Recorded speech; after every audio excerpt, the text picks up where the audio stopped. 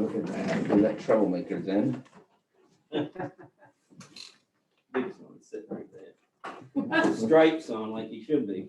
Prison. Well, I don't know. I heard the last 50. We're alive. Now we're alive. Oh. I think it's a toss-up Okay. as to who's the bigger. Well, I'm gonna call this board of selectmen's meeting to order before we all get in big trouble. And today's date is April 20th. Roll call, Donald Poole, myself, Pam Alley, Andrew Dorr, town manager, and Elizabeth Bunker, deputy town clerk, is taking the minutes. Bill Crossman and Jake Thompson are absent. All right, approve agenda. I move we approve the agenda as presented. Second. Seconded by Pam Alley. All those in favor? All right, approve and sign treasurer's warrant number 43. So Second. seconded by Donald Poole. All those in favor? Speakers from the floor. Just staff on. Okay, so we'll go right into our budget workshop, and we're going to begin with transfer station.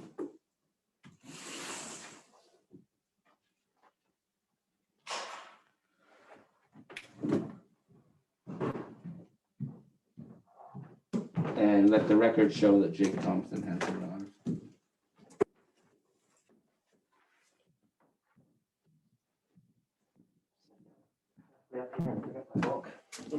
Oh, mine lives there.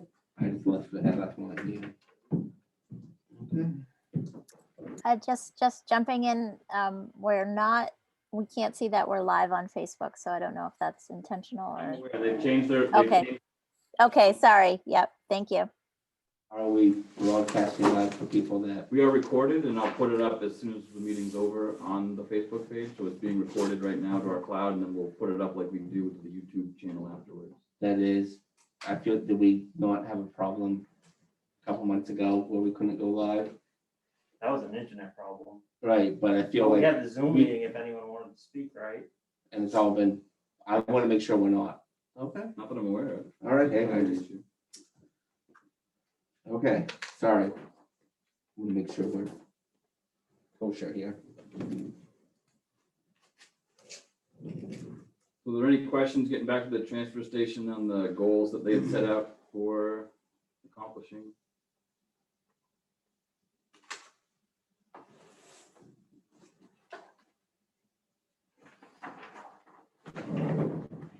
There was a proposal to consider raising the rate.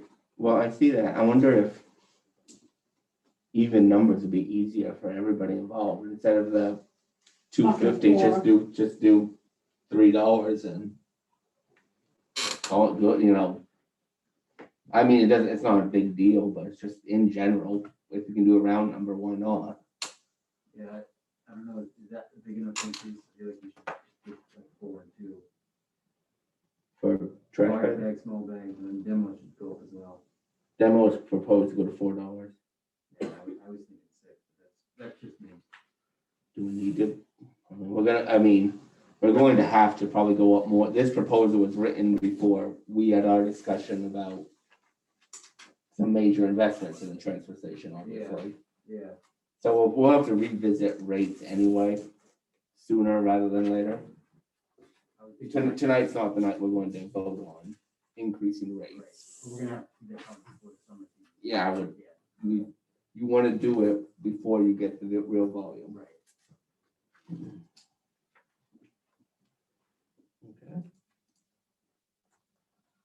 Other than that, the goals are, we're obviously well versed.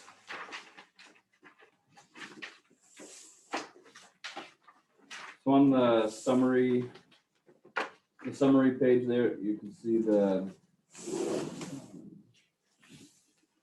the department's proposal, and again, down below, putting in the revenue offsets.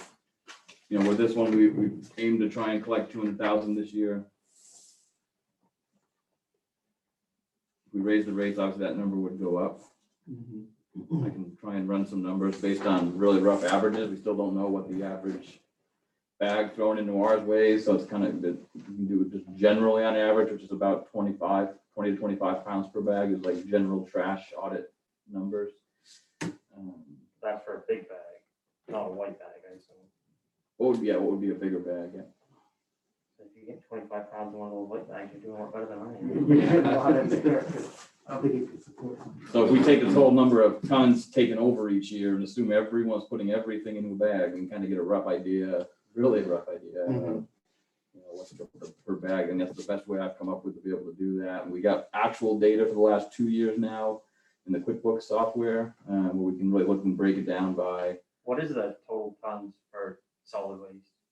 for the, what goes over in the compacted load, it's about 600 tons a year the last few years. And then the demo, I think, is like 400 tons roughly. And then the recycling's like 100 tons. The recycling's been just over 100, I think it was 120 something last year. So that's like a ton per person out here. You add everything up. Yeah, I don't know if it's 1,100 people, but you're at 1,120. yeah. Getting close to that. What is the average person supposed to make for waste? That seems pretty high. It does seem high. Yeah, when you're blending all those different Well, types I of guess in things, the it's- summer you got more than a ton. Well, when you're blending the demo in there, I don't know if I think you need to take that out. Usually it's just about the municipal solid waste or the household waste. And so usually they only look at it probably more in terms of the garbage bags. They go in the compacted load. I don't think they usually, because the demo is a big mix of Yeah, commercial and everything else, as is our other one. But when you look at it on an average, I think it's usually just out of that municipal MSW load. So half the time that includes some folks coming out and adding to that total. Yeah, we can dive further in and get more of that and look at averages elsewhere, and the state's done waste audits before and kind of extrapolated some of that. I'd like to know what other towns charge for every, like, maybe not like the big cities, but like what does like Eastport charge and what does like Stonington charge or something, Northaven, just for a few examples of smaller towns, you know, that are like Eastport, they must have to truck their stuff quite a long ways to get to either Right. somewhere, you know, Yeah. so like something that's kind of similar to what we have for challenges of small towns and getting stuff somewhere. I'd just like to know how much they charge the bags and stuff like and solid waste I mean, before we change our prices. but I mean, another thing too, I mean, once you go the bag system, there'll be more easier about figuring, because then hopefully because of the bags, you'll have something you can count. But I mean, right now, where a lot of it is done based on the employee looking at, you know, what's there.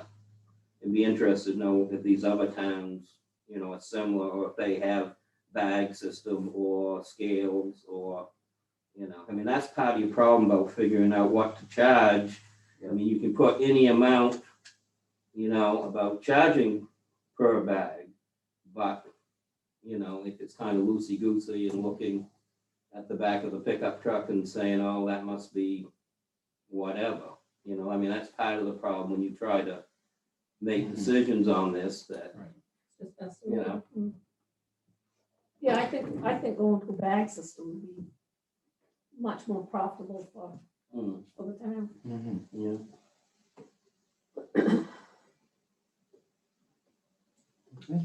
But I agree with Jake, we do need more information, figure out a better price increase, or when we do go to the price increase. Found guilty, second, third degree.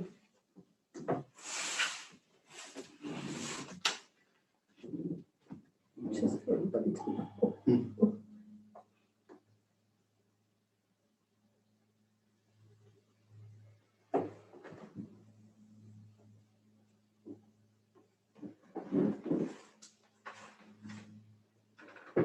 So is there really any discussion on the budget? More than a little bit. I have a question, Andy, on like poisons and paint and all that stuff. Have you ever analyzed how much money you've collected as opposed to what it's cost you? You know, is that keeping up too? That one definitely doesn't keep up. Definitely doesn't keep up. No. On what? I'm sorry. So last, what was this one? Last fiscal year, Poison, paint, in the software that we keep, you know, the receiving software, using that, you know, we have a poison category, so the fluorescent bulbs, oil and paint. Just looking through you quick and make sure there's something else that put somewhere else.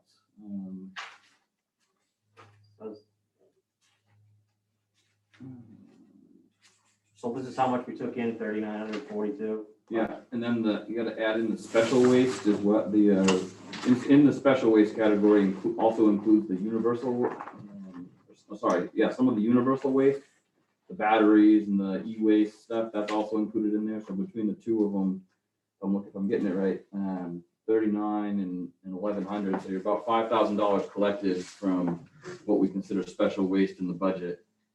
On the expense line, you can see in the last few years, including half of 2021, special waste is averaging closer to $9,000 a year in cost. We're at 11,000 through December. Some of that's just a matter of you can't put a lot of it on some of those trucks. There's only so much that they can transport out of here. It's not like a compacted load. We talked about with Kenny and up there about idea of should you raise it higher because the cost is higher.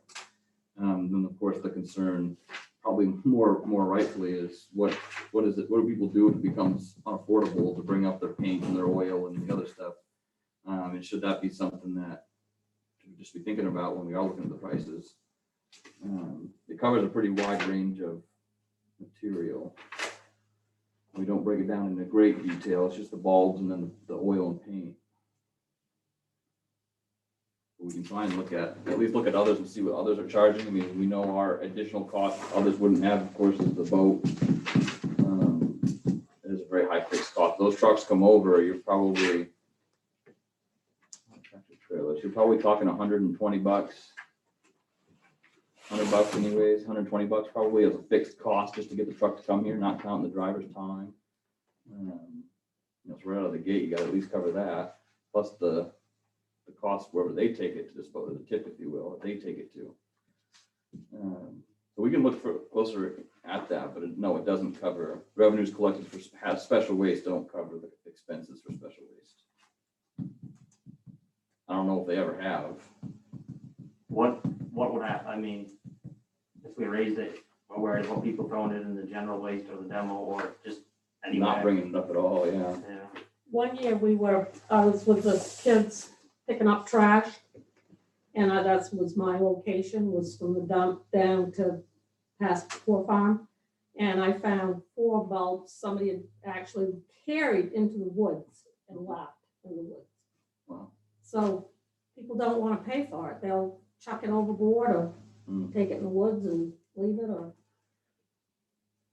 Well, we're not charging that much for it right now. I don't understand. Yeah, people just don't, And it's attitude, yeah. and education is not going to fix those people. So I don't know if there's an answer. Yeah. Well, and then I move approval at $412,945. I'm not gonna I'm not gonna include a revenue in that motion. Yeah, just that way we can come back if we need to discuss something. I mean, that's already included, right? I mean, Right, well, you're not making a motion to increase it. Right? no, This is, as presented. Yes. The explanation of 200,000. I'll second that motion. all right, been seconded by Jake Thompson. Any further discussion? All those in favor? Oh, this- There's been some big news. Yeah. All right, general assistance. We came close. No, never mind, that was 2 years ago. I think it was fiscal year 16 or maybe even 15 since we've gone over what we've budgeted. We've reduced, it was 6,000 for quite a while, and a few years ago we reduced to $3,000. It is one of the few areas that by law you're required, if an applicant comes in, you're required to allocate the funds, even if your budget's only at 3,000. So what happens if we go over? That's just something that it comes under our fund balance essentially, or as opposed to most of the other, almost every other line, by law, we can't over expend what hasn't been appropriated, but general assistance, is a state mandated program, so it's, but we haven't come close to that expenditure of $3,000 even for a few years. We had nothing last year. That's through December 31st of this year. The year to date was December 31st of this year. Last year we had, Can we just cut it to 339. 0 and then just have it come out of fund balance? that's what I have it come out of it each year anyways, but probably should just put something in there, I'm guessing. I would recommend you put something in there still. Well, it's no change from last year. It doesn't raise the taxes. And if you, I mean, No, I'd keep it the same. I move approval at $3,000. Second. Seconded by Donald Poole. Any discussion? All those in favor? Food, fire. Public Works.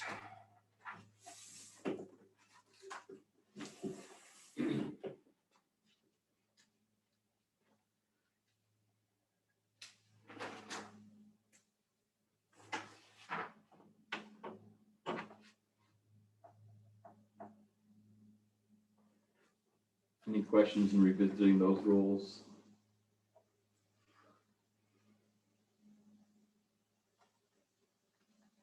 The leasing of an excavator, is that included in the budget for this year? I believe so.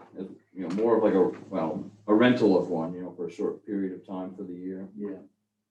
Just trying to remember if it might be Is in that the, under the equipment line? I think it's in the capital projects Oh, okay, so it's a whole different. associated with that work, the road work. Okay. Where is the asphalt consultant, or have you not priced that out yet? I don't have any, so the idea of having a consultant work with us for working on a road management kind of program, or if you will, you know, paving program or plan. You know, something we would just use out of service fees.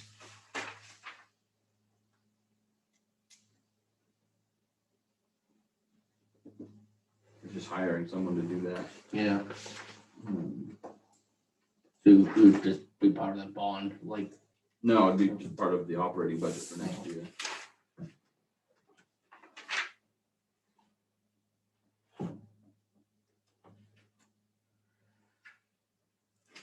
at one of our workshops earlier, Bill asked had some questions about the generator. And I can't recall what they were, but currently, this building has a generator, correct? Our current, it's not gonna be strong, it's not gonna be powerful enough to power this new one, this one, correct? Well, presumably you're gonna need a generator to open the doors. Well, yeah, but. I have to- No, I don't know what the output requirement for a load up there will be off the top of my head. I think this is a 12 kW, so it probably would. Okay. But I don't know, I can't say for certain. no, I mean, the point I was gonna make, Jake, is if we have a generator right now for the net factory building. Oh. Yeah. There's a portable one down there. Oh, yeah. With a much smaller, I thought you meant Oh, this no, the town no. office building. No. This current building. I thought you were talking about this building too, I didn't know Oh, if you're gonna no, sorry. switch out or something. Yeah, Yeah. so that one got a portable generator, you know, and they put the switch in up there. That's one of the things we did say, at least put the switch in. I mean, it's not as big of a deal to put it in, it's better to do it now while they're putting all the stuff in, and then we'll decide Mhm. with the budget and whatever later on. I Right. mean, the portable one would only run, you know, very few things. You probably wouldn't get your well pump. You really wouldn't. But you have a well pump and you have a septic pump that you can make sure, Remain. you should be able to continue. You know, lighting of themselves aren't a huge draw. You don't have to run all the bigger equipment necessarily. You know, we're fortunate that we don't get generally long extended periods of outages, but if an outage is going to occur, we're probably also expected to mobilize our crew, whether it's a winter storm or a windstorm or whatnot. We also have the fuel pump too. I think that was the intent of the one that we currently have at the downtown lot, was to at least keep the lights, the monitor, and the fuel pump going. Mhm. Right. None of which are terribly big loads. Right. That's the big increase under equipment then. All the equipment is buying all new tools. That generator's under the debt service. And Isn't that gonna be a whole separate? I thought the generator was included in the new building, but I could be wrong. Are we still allowed to expend money from that? What's that? We're still allowed to expend money from that money bar because we haven't reached the cap yet. Is that where you take the 12 grand from? Let me look. I think the first question was about the increase. Yeah, sorry. Let me- It's up 13 from here. Let me go back to the summary page.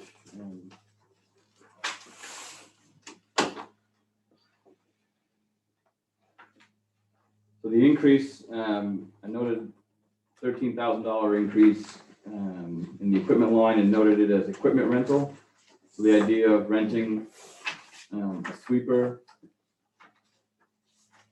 in the springtime to help do the cleanup, a wheel loader to be able to load the trucks in the wintertime, winter with salt and sand. What's the wheel loader? They just call them wheel loaders. You got backhoe loaders, which is what we own, and then a wheel loader, just usually just a front bucket. That's what they call them, I guess. So how many months is that? 4 months? I think we were assuming December through March. Lord willing. You know, whether that's something that, is available out here and we rent through out here or rent from somewhere else, but You can't just use the backhoe? not without coming up with a solution for clearing snow on Main Street. The backhoe is, of course, a pretty big used, heavily used piece on down clearing Main Street. In the past, you used to have a contract at times for independent plow, pickup and plow. They'd work in tandem with the town. Eric was familiar with that process. But the last few years, the practice that since we've gotten away from that has been that we clear Main Street and they use the backhoe probably for 95% of it, I guess. And even when you would set up Main Street, it was at times, took a little bit of time for the backhoe to disengage from what they're doing, so I can't really see it would work too well if it's on Main Street, then running up there. We years ago had that old International for the front end loading, like when we were on job site, the backhoe would be at the other end of the island. So, you don't need anything too spectacular. So on the equipment page, other equipment discussions, wheeled loader, as in the same thing as wheel loader, just spelled differently, correct? Where If you you want want it, on the equipment page, Yeah. the last item there. Right. You have the proposed rent, but then if we purchase a used one, and on the low end, $25,000. Right. And presumably this thing is not going to get that much use. I guess use in the winter, but it won't have to do anything but this primary purpose, I should say, would be loading. And it serves other purposes. I'm not really familiar, I guess. with these Come summertime, but when you're doing road work, you might put it down to Coots or wherever your stockpile of material is, and then they could load the trucks when it comes in. It's still minimal use. Why the heck But- would you, If you were to have one year round, you could do it that way. why would you keep stuff down the Coots if you had this other big lot up there? Why would you just keep everything at the town garage so you can load the trucks before they left? So I think we're talking about different types, it's possible, and then, nothing's cast in stone or set in stone, depending on where delivery, when they come off the boat and drop material off, if you can't buy it all on the island, they drop it off. If they can time-wise run up to the dump or run up to the new location, drop it off, fine. If there's a place to land it, they can certainly do it. If we want to choose to keep some of it at Coots, we could still continue to do that. Whether the material's at Coots or at the new garage, if you were to have, and Eric's question, if you were to have a loader year round instead of just for renting it for the winter months, then you could leave one piece there instead of the backhoe loading the truck, following the truck, and coming back with the truck. So in Eric's question about if you had it year round, then the real crux of my question is, great, we'll rent this at $2,900 a month this year, and maybe a little bit more next year. Maybe that goes up to a few $1,000s. And all of a sudden, over the course of 2 years of renting this equipment, you could have come awfully close to just buying one.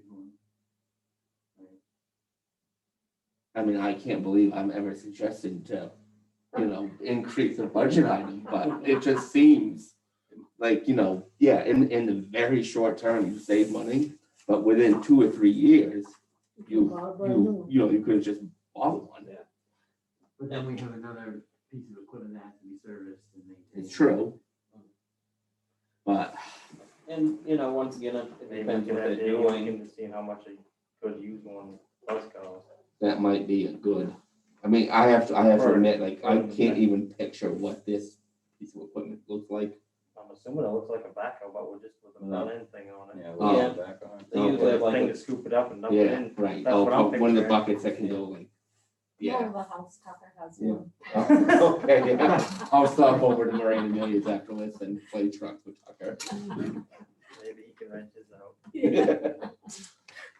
And, depending on the job, at times, you can't, what trucks you have, haul enough material, just loading up ones at a time, you do have to go back during the job too, so. But Well, I think we're gonna need to talk, I think we need to continue the conversation about, it just seems short-sighted to me to spend over $11,000. And how good is this quote for renting the equipment? I took it off of like a national, you can get it in Maine, but like kind of like a national company's rental prices, use a United rental or something. There's might be others that, there's one in Rockport where if they got the equipment, you might be able to, Pro Rental, I think it's called. There might be some other ones, there might be someone on the island that potentially would be willing to Right, for less. let us loan or rent for, the same period, and perhaps it's the same or less or more. But yeah, I mean, it just seems like, I think that should be something that gets looked into. I mean, yeah, If there's one already out here that we could use when needed, then you don't have to rent one for a specified time. Yeah. Just rent it as you need. so I'm not ready to vote, I don't think, on the entire, but are there other questions on the budget? On this item anyway? The idea of renting the broom, that was something proposed to try it for a couple weeks. The thought was if we had we only have the street sweeper come out once a year.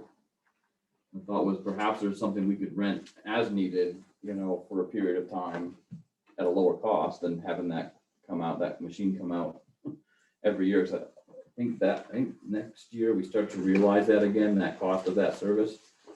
We have that 4-year deal with the company in exchange for selling or trading that truck for service. And so I think next year's budget is where we start to realize some of that come back on. I think the catch basin cleaning, I believe, is covered, but the sweeping wouldn't be, if I have that right. Get back to that page.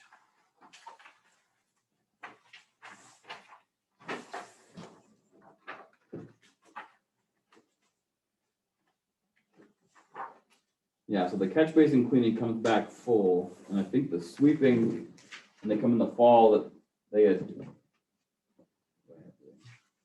Yeah, they go through December of 21. So there's still some costs when they come out in the fall, in the spring, and do the sweeping, because they also do some catch basins while they're here that time as well. And they cover more ground with the new equipment they got. So the price for that changes, so that we don't realize the full cost of that when it comes off, but that $3,700 for the street sweeping is what it would be for next year. The catch basin cleaning, that's a bigger increase from what we had last year, because again, with the new equipment, they can cover more ground, but they charge per basin. And it's $87 per basin. It's almost $7,000 to have them come out and clean those once a year. Many of which still fill up in that time before they come back, because most of them aren't deep. There's one of them I can think of that doesn't even go to your knees probably. On a couple Main Street sites. But that's a big, so having that, trying to find ways, are there ways for us to reduce that? Are there ways that we could rent the broom or the sweeper that could go on one of our pieces of equipment and do that work in-house? I mean, the Bobcat and the backhoe are both fully enclosed pieces of equipment that, with the sweeper, with the water attachments present, you could probably mitigate or not have to worry about the PPE and the policies on the dust. Otherwise, OSHA requires there to be certain programs in place to protect the employees from certain tasks. And so having that equipment with fully enclosed cabs, could avoid some of those challenges that come with that. And we could rent for the few days we need it, some of that equipment potentially. And it may or may not be cheaper than having the. How are you gonna clean the basins if you don't have the sucking thing? That was just the sweeping. So in the springtime, when they come out and do the sweeping, potentially we could look to rent something to do that. I don't see another solution to the catch basin cleaning unless not one that would be as fast, not without us buying something. And those trucks are If you got them coming out anyway with the equipment, it seems like it would be cheaper for us to pay them to do it than for our crew to re-rig something and try and go out there and sweep it. And then our crew only works during the day and that guy sweeps at night when there's no one around. So it seems like it would just be more economical and better for everyone involved if we just keep going with the program where they do it after hours. I mean, because our crew is gonna have to try and sweep during the day when there's cars and traffic everywhere. And that guy, when he comes out, he does it at night, It so. just goes all night. Yeah. Or gets up in the middle of the night. That's another problem that I see with having the town crew do it is Yeah, either we're gonna have to pay him to work overnight right. or Well, and also this is what they do. That's what I mean, we'll have to look at it when it comes time, I guess. I would think that it would be Yeah, they know exactly what they're doing. better. That's the only thing I can see is they do it at night and our crew will be trying to do it during the day when it's. And as you said, if we have to bring them out to the catch basin cleaning, we might as well have them do the street. So again, they come in two different trips. In the fall, they come and do the catch basin cleaning before winter, and then in the spring, they come out and do the street sweeping, and they can get some of the most shallow catch basins when they're here that time, which is nice. Mhm. That machine does do both. So you lose out on that opportunity in the spring for the catch basin cleaning unless you dug them out by hand. It was just a thought that we had to, try and look at because it is expensive to have that service. How They much do a good What job, were the but savings potentially? what's that? What was the savings potentially? I don't know that I have the number exactly. It goes across different lines. You got the travel and transportation, you got to pay for the equipment to come on the boat. Plus the people coming to work, plus the lodging and meals. If you're at almost $600 for the street sweeping work, for lodging and meals, travel and trans would be another probably $120, plus the $3,500, $3,700 for the actual service of the work. So it's probably $5,000. That'd be 4,800. So 4,800 for that service in the spring. Mhm. And how much cause what was the thought on when the crew would do it? Cause as Jake said, they do it at night, whereas we're not gonna ask our crew to do it at night, are we? If we do, it's probably gonna have to pay them overtime, right? Didn't think so far down, I guess, into the weeds on, what time of day they'd be doing it. Just figured we'd be able to work it in. Yeah. But I think we ought to keep the street sweeper. Because there seems to be a lot for them to do in the springtime as it is, I then keep the company that company. And what I would like to see the town crew do as far as maintenance is to get a professional heavy-duty edger and keep the new sidewalks edged because the grass grows right out over them. They could, to me, that's important for the maintenance of the sidewalks. Right, well, yeah.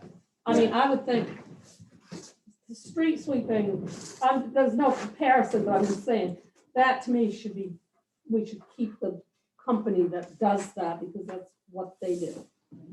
But I would like to see us put some effort into taking care of the new sidewalks that we have by keeping them edged. And you can't expect the homeowner to do it. Steve and I have tried it at our house and it's the ones that you buy aren't strong enough, heavy enough to cut through the sod, you know? Well, yeah.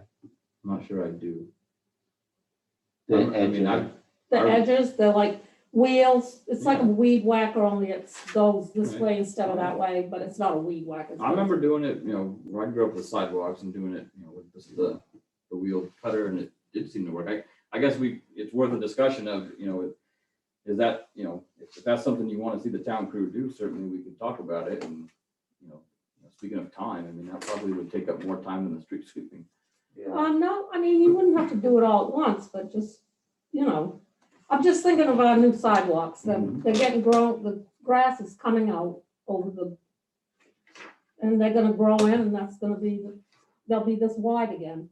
I think it's important for maintenance, we don't do any maintenance on them, 0. So there, okay. well, yeah, and it diminishes the life on the sidewalk. That's, Yeah. It's like the roads, they tell us to make sure we keep the grass away from the edge of the roads, right? It's more about making sure that the water can shed off. And so it's okay to have a shoulder with grass, as long as the shoulder's not higher than the road. And we do roadside trimming each year, so if that's the effect of a sidewalk narrowing, if people don't keep the sidewalks in front of their places trimmed back, shouldn't get a whole lot of the grass in the material, the earth coming up to the sidewalk level, but if people aren't cutting the grass near the. Well, it does get sawed and, anyway, there's not much, I'm not trying to compare the two things, but I mean, I'm just trying to use that as an example of maintenance that you do on new, on the roads. I think we should pay equal attention to our new sidewalks.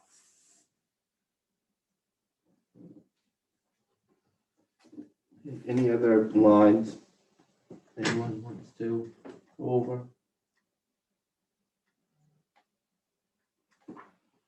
Okay, so we're gonna have to come back anyway, because we want to discuss Mhm.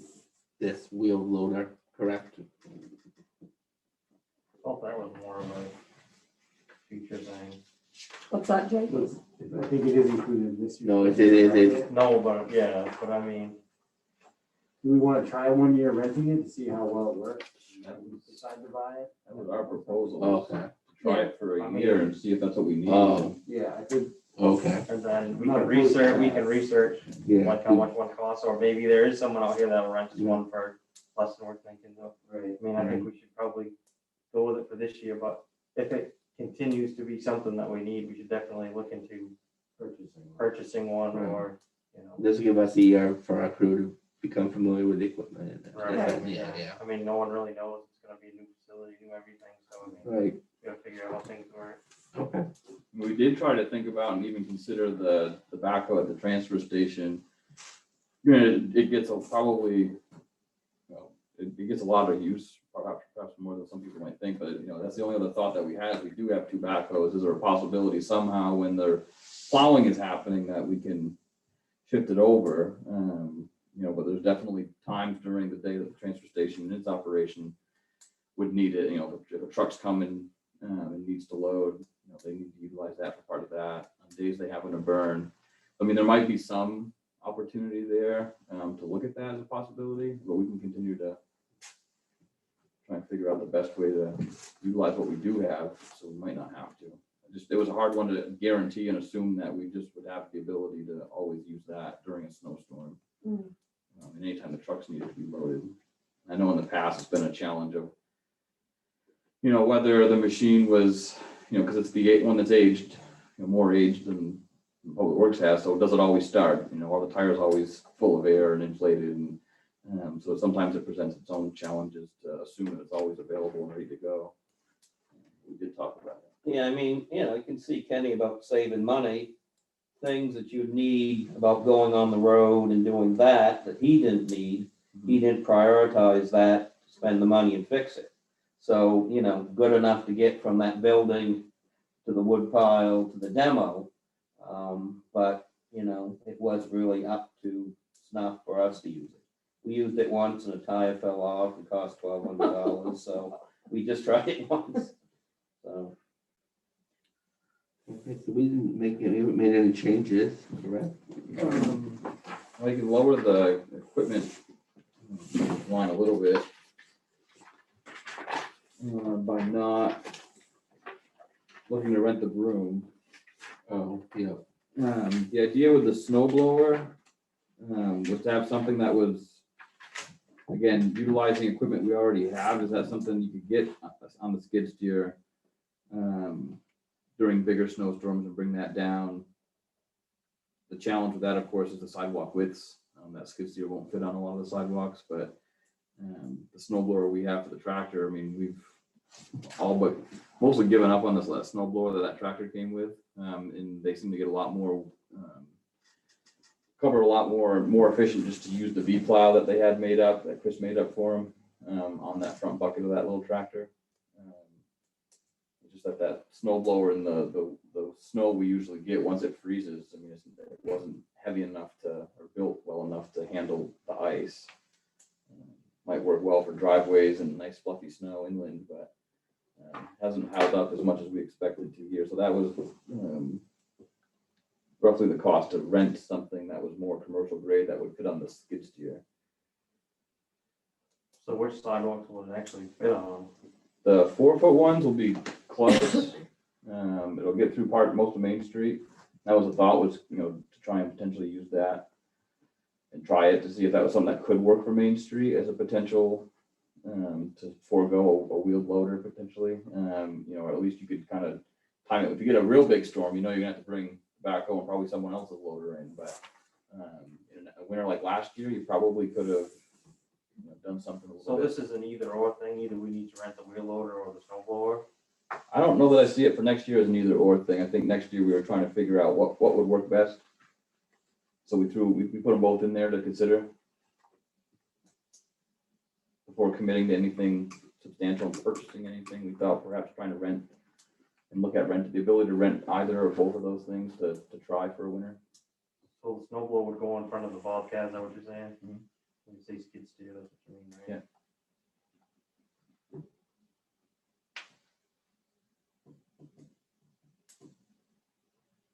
and then too, you've got the logistics of getting the Bobcat down from the transfer station downtown. I mean, those things, long distance, they're pretty Right. hard to maneuver. Yep. Unless you could trailer it or something. Well, we do have a trailer. It'd be overkill for the little Bobcat, but we do have a trailer, that 20-ton trailer. Mm-hmm. The little one that went missing a few years ago, I don't think was heavy enough to be able to carry that thing. No, that's really heavy. Has it been used before on the sidewalks to clear it? If it's that heavy, it's not gonna damage the sidewalk. No, it won't. I mean, it won't damage it any more than anything else getting down below. I mean, should it fall off and, hit the edge of a sidewalk, I mean, it might chip it, but I mean, that could happen with someone else's that we hire out of the small one we have even. There's no real increased risk. It's just a matter of being mindful of where it's gonna go. But yeah, again, the thought was, is that something that could be utilized, during a snow cleanup event down on Main Street? It wouldn't be as quick and move as much as fast as the backhoe certainly could, obviously, but to at least try it for winter and see, is this something that could work during snowstorms, or average snow events?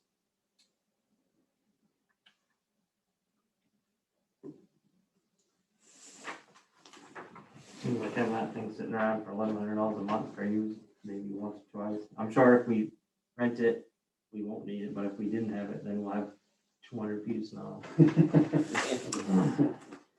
The way it I works. mean, based on the last 3 winters, we've paying a lot for not much use. I think we should cut the equipment budget by the $5,075. Take out the broom and the snow blower. Yeah. put it down to, or make it an even 5,000, I guess, and take it down to 16,000. I don't know where the other $75 goes, but we take it down to 15,925. We could, you can make your motion however you'd like to, Jake. I make a motion that we reduce this amount to 16,000. There's been a motion to reduce the equipment line from $21,000 to $16,000. I'll second that motion. And any more discussion? Okay, all those in favor? Okay, so track $5,000 to the $482, $695, correct? Pretty much flat if you go with wages up, I would assume. Wages are gonna go up. I mean, it's actually down, the wages are up 2%, right, Andy? Is Uh, that, what are they up? Wages, wage increases are 2%. Yeah. I The thought wage that- line for sub-public works is not up. Well, that's because we had retirement, right? No, it's because tightening up on the estimated overtime for the Okay. most part. That was a big part of it. That's another one of those ones you don't know in any given winter. The last few, it has been, a little different. So having not utilized all that, so, it is a fair amount of overtime hours. Last year, we also increased some of the summer hours Like available. the flaggers and stuff Yeah, like we that. do need to make sure that we're providing that work zone safety. Stuff to make sure we have adequate crew on the sites, so I think I shortened a little bit of that as well. Can I make a motion that we approve the public works line at $482,695? I'll second that motion. Discussion? All those in favor? I mean, presumably utilities could be lower next year. I mean, there's a big question mark. I mean, you kind of just guessed on that, didn't you? Put I fire use, department and different things in there, so I mean, Yeah. we'll know, we'll have a better idea of it after the first year. right. Yeah, with the fire, with the public safety building, those 4 bays are kept at 50 degrees, 5 degrees, somewhere in there. That's, about what we'd be aiming for up there for the big bay area, and they've got a lot of insulation in that building, definitely more than what's down there, so it's hopeful that it use the same or less than what's down at the public safety building. But yeah, so it's kind of a guess, and so using the, No, I think it's probably good numbers to use, but hopefully it comes Hopefully it lower. comes in lower than that. Yeah. Okay, capital projects.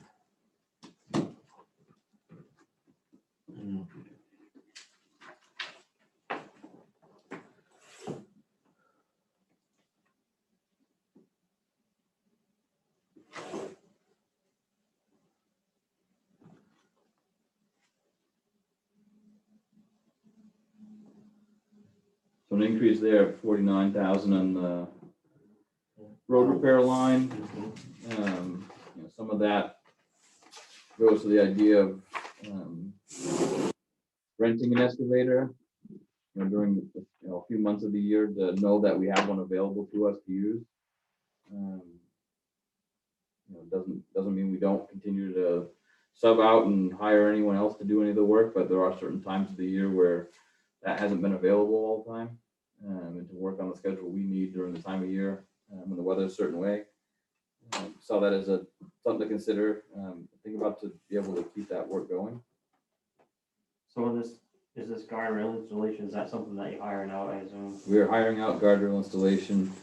I assumed that, but I just gotta make sure that was correct after the last time. That's not a firm price for that $50 a linear foot, but that's Close to where it's been, but no. Well, we've always done it done ourselves. it ourselves, or largely. Carl had done a bunch of research on a couple different companies, and they were anywhere from depending on the guardrail type, material type. And of course, they don't know what they're getting into until they get out here. If they can drive posts, it won't be too bad. If they've got to dig the post, it'll obviously be more than that per foot. But I think a lot of what he was getting was anywhere from $28 to $40 a foot. And then none of that included the travel out here and the lodging, and it depends on how many days it'll be, how many feet per day they can get, depending on what they're going through. So we have, I think, 50,000 in there this year, with the hope of trying to get the, take your pick, I guess. The Vinyl Cove one is one that needs to be done by that culvert over there at Bridge. Lane's Island still needs to be done. I'm still waiting to hear from the state what their plans are on the bridge project. The cost for that Lane's Island project when the state put out the bid was far more than they had budgeted and able to do. And last I knew, they were looking back at rehabilitation, downsizing the project and the scope. Well, I thought that was already, they weren't replacing the bridge, I thought they were like putting some bags of something in the, so they'd already gone down considerably from when they first came out into renewing the bridge to rehabbing it, so now they're even going down even further for what they were planning on doing. I'd have to go back and look at all the emails to find out exactly where the last scope was, but I mean, the cost either way came back to the point where they couldn't go forward with the work because of the cost that they were getting. So what's gonna happen? They're just gonna say, tough luck, we'll have to do it as a town. I mean, it's a state bridge, they'd have to do something to be able to release it as a state interest to give it to the town has to be willing to accept it, and presumably it wouldn't be without a replacement. I don't imagine the town would want to take on something that they've said needs to be replaced soon without them replacing No, I it. don't think so. Yeah, I was just wondering how that worked. I was like, they can't just say, oh, tough luck, you guys have to fix it now. If they want to replace it and a bridge should last 60 or 70 years, perhaps you talk about it, but. Yeah, and then you could put money away every year for 60, 70 years, but not just all at once. I didn't know how that worked. 70 years from now, we won't Pretty worry sure. about it too much. 60 years from now, I won't care what happens. Yeah, I really don't care. Some of us even less right there. Sam's gonna live 60 years. That's right. I did have, after that summary page, there was a sheet there that kind of gives an idea of the balances through the end of last calendar year. Halfway mark for this year. Yeah, but a lot of those are some of them are kind of spoken for, aren't they? The road capital reserve and the sidewalk reserve are committed to the Main Street project so far as part of our match. And possibly some of the harbor reserve with that ship grant that we've got going on. Is that not true? Some of the harbor reserve is part of a match for the EDA grant that we submitted, yeah. So we included the boat launch next to the hotel, the paved parking lot as part of a case through EDA for economic development and retaining jobs and activity and commerce downtown. We included that boat launch as part of that request, that project, to try and strengthen that. And so, yeah, I think it was $89,000 roughly, $90,000 that were committed. So what's gonna happen with this public works garage reserve? Is that gonna go to, Gabe's correcting me, Northern Border is not EDA. is that gonna go towards paying down the debt service? Which one? The public works garage reserve? Or is that gonna stay there for The what we 39. might have to do for the downtown garage thing? It could be either, it's kind of up to the, Up to us. I think that was money that was just, I don't think it was, so sometimes depending on how I have to go back and track which meeting and which vote it came from, to verify it. Either way, it might require a town vote versus, something that you could authorize. I can try and track that back and see exactly what that was appropriated for. Do we want to keep the balance in the police cruiser? Do we have any more information on? They took that over, As right? far as we know, they're gonna be in, So they'll supply a new one if that one breaks down? It's up to them when that vehicle gets replaced. Should we move that balance into something else? What's the planning balance now that we have that line for planning? That 28,089, what does that get used for? Is that just miscellaneous, like something that comes up that we didn't have in there? that was an amount, I gotta see what this past year's audit, what they did with that. It was a carry forward.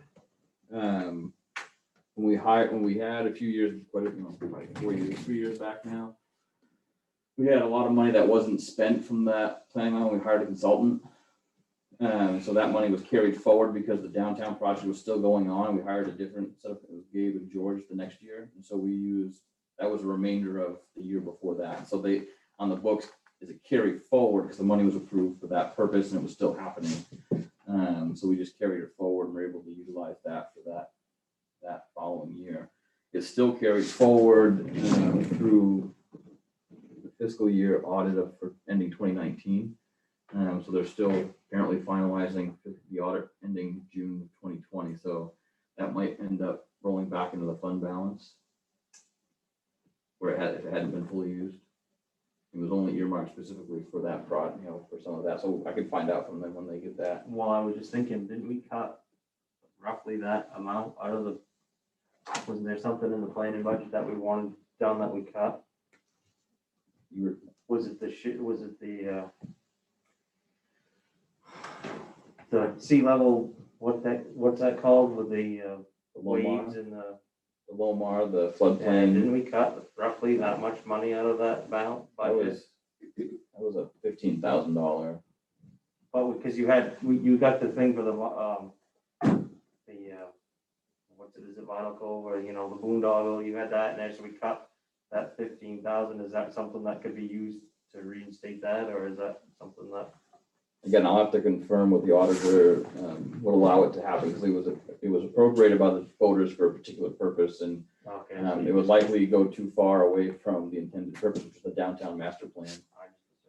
So I can, if they're allowing it to be carried forward because the work's still ongoing, we can look at that potentially as a offset to cover some of that work for next year. But I'll have to confirm with them to see if that's possible.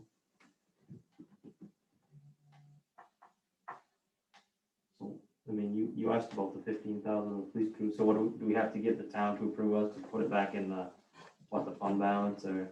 Or just Wherever we close want it. to move it, we should move it to a different. Yeah, the voters appropriate it specifically for the purpose of a police cruiser. They'd have to approve where it goes next, because it won't be for that purpose.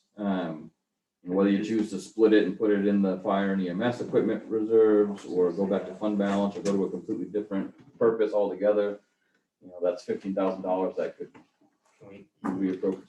Can we ask, isn't the fire truck one, we just got a new ambulance, could we ask the town to approve us moving it to just the fire truck reserve? That would make sense because next year is the year they want to replace the 85. That's what I was thinking, Yeah. that's why I was asking if we could just move that up into that line.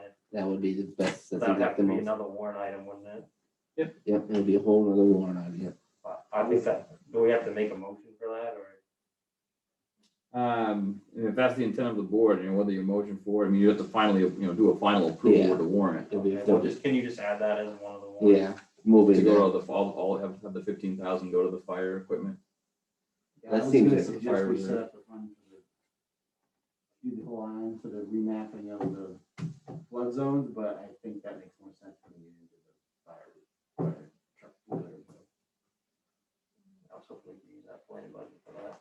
Oh, that's what you were thinking, all right. That's what I was thinking, Yeah. like, if we could use that planning money, if it. Yeah, I was don't- carried I forward, think but he said he had to find out, thought it was too far. If we can do that, then that's what I would suggest. I'd be on board with it. I mean, either that money, that planning money that was from a couple of years, that balance carry forward. I mean, either it goes back to the undesignated fund balance, in which you could still choose to bring back on the table the Lomar process. Or the auditor would say, I don't know that he would, because it's so different.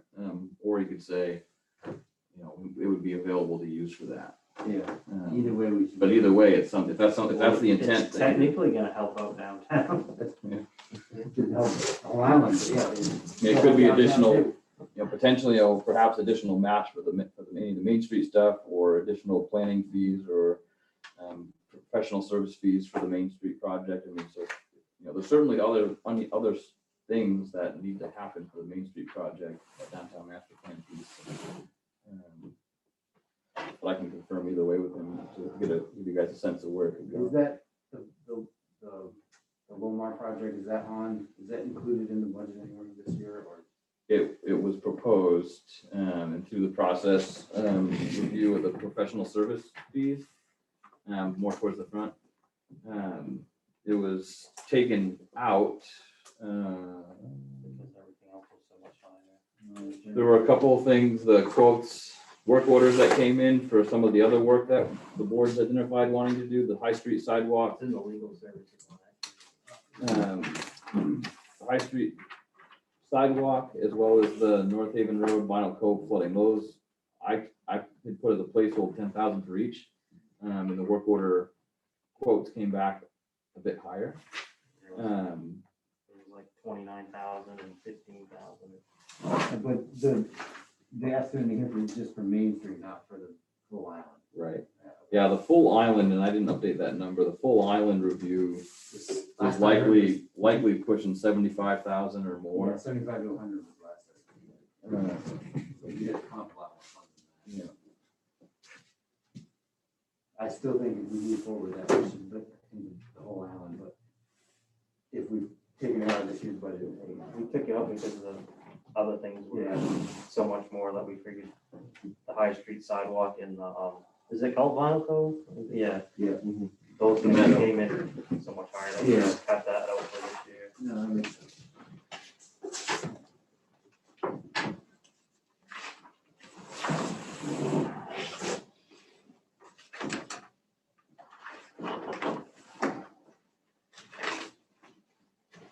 I mean, so basically the only increase in this line is on the road repair. Yeah. And if it's in the road repair line, I mean, it doesn't necessarily have to be used for any one of these things if something else comes up that needs to be fixed, right? I mean, I don't think it's a bad broad. thing, the way our roads look, to have a little bit extra in Yeah. that line, Yeah. personally. But I mean, there's with upcoming paving projects, there's a lot of prep work that needs to be done, a lot of culverts that need to be replaced. I mean, we looked at it a couple of years ago. The spreadsheet Carl had maintained, there were, I think, 150 culverts that were more than 30 years old, or didn't have an install date. You know, and he started surprised it's that low. tracking that from when he started working with us. So any culvert that's more than 30 years old by book doesn't owe us anything. If it was sited right and good flow and sediment can't build up in it, perhaps it's still working fine. You know, but when they're untreated pipe, you know, they say expect to get 30 years out of it. There's some that have been in way less than that have been installed since he was working with us that need to be replaced because they just don't, you know, whatever they sit in and how they work, just they rust out. So yeah, there's a lot of trying to keep ahead of any future paving to do that. We are planning to try and get going on some of the around the island road culverts this fiscal year. There's I think 20 or 30 or so along that stretch of road that need to be done. Yeah, that road definitely needs some improvement. Right.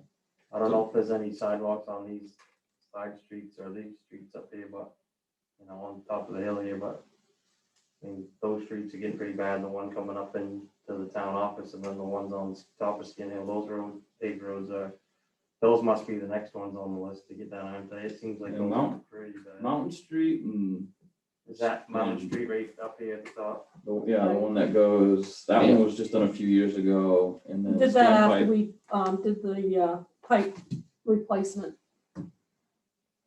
Water Yeah, district. actually, I think, yeah, that neighborhood's actually in pretty Star good. Street, I think, still needs it, and I think Yeah. they did Ingerson. Yeah, Star Street must be the one I'm thinking of. That's the one that loops around. Goes in front of Sweet's house. Yeah. Yeah, And this one. yeah, Summer Street, yeah, Summer. And Yeah. around the island roads. Oh, The that's Ocean View Road definitely needs. completely falling apart up there. You know, I mean, it might get a different level of use, but I think the North Haven Road past Osprey Road, or past the A.W. Smith Road, almost all the way to the thoroughfare is probably as bad of surface condition as around the island road is. It's got different types of issues, different type of things that are happening through there, not, you know, but they're equally bad. Certainly different types of uses, different types of trucks that are more likely to be on them, but we are definitely needing to do something with both of those sooner rather than later. The thought was to try and put a bond forward for next year, which there wouldn't be a payment for next fiscal year, on the warrant to try and consider getting a paving project done on one of those two roads.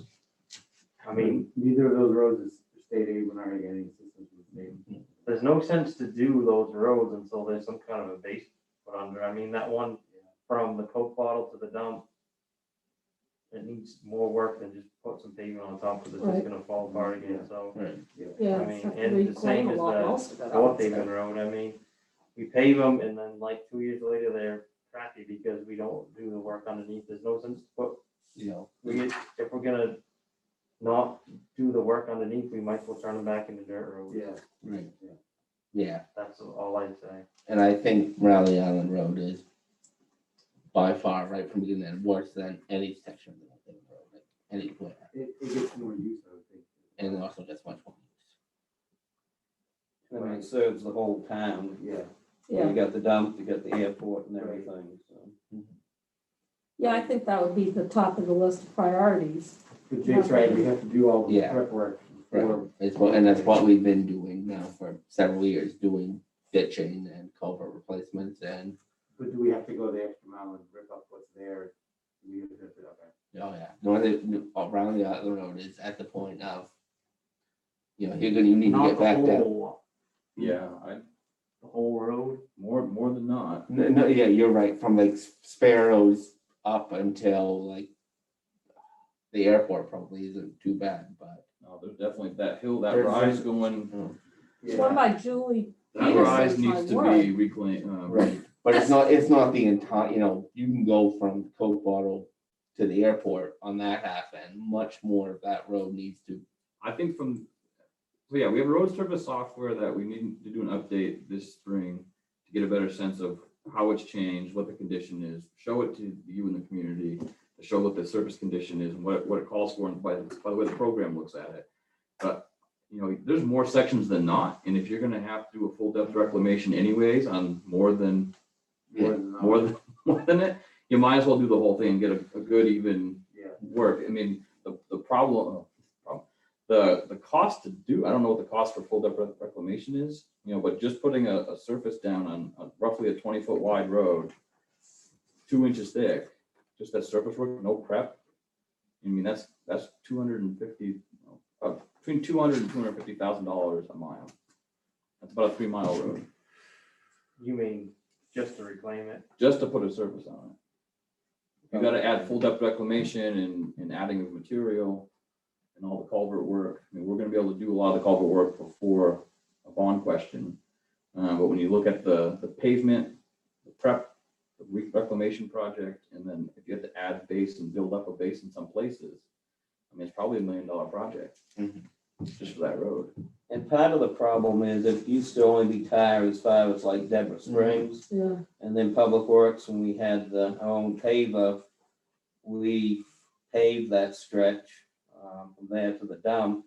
But we didn't know what we were doing, and we actually used road patch for the material. So, you know, that very base of tar isn't normal road tar, it's road patch, which isn't meant to put out mhm, in V road. And then also, right before you get to Tons, there's a problem where there's always water coming up. Well, Woodrow said there used to be a well and a spring there, and that's where he used to take the cows there when he was a kid. And then the town just laid the road right on top of the, you know, natural spring that comes up. So, you know, so that does have some base issues for sure. Remember those days, Pam? yes, I do, yeah. You would ask a company, if we tell a company, and there's no state or federal funds in a minimum standard to follow, and you tell a company to come in and put 2 inches down on it, they probably would. That's what They you're do paying it and for. laugh the whole way. But that's not gonna make any sense, because Right. if you're gonna put 2 inches down, you're gonna hope you're gonna get at least 10 years out of it. There'll be some maintenance in between to try and keep it. Hopefully you can defer that next big 2-inch lift, you know, for 15 years if you're lucky with that maintenance. Okay. Our challenge and problem is trying to get the roads done and then get into a good preventative maintenance schedule so that you're not totally redoing the surface to that extent every 10 years. You're hopefully able to get where you get a better surface longer. Right. And right now, we're on year, 15 with that last big state project almost. That was the North Haven Road, around the Island Road. You know, so we've gone well beyond and haven't done enough preventative maintenance, and the base of those weren't built in a way to do what they should be doing. So they're there's probably way heavier equipment on that road, on the Island Road now than there was intended to be for that base that was built. So it's just, we're at a time unfortunately where you're talking, you could do that and you kind of kick the can. We did do that up by Round Pond a couple years ago. We had them at 2 inches over that section where the rocks were all coming up through instead of, couldn't get the reclaimer out as part of that project. And hopefully last us another 5 years out of that. Before they start coming back up through, but they will come up through if you don't get them out of there. Okay, so we veered slightly, but are there any lines here that we want to see changed?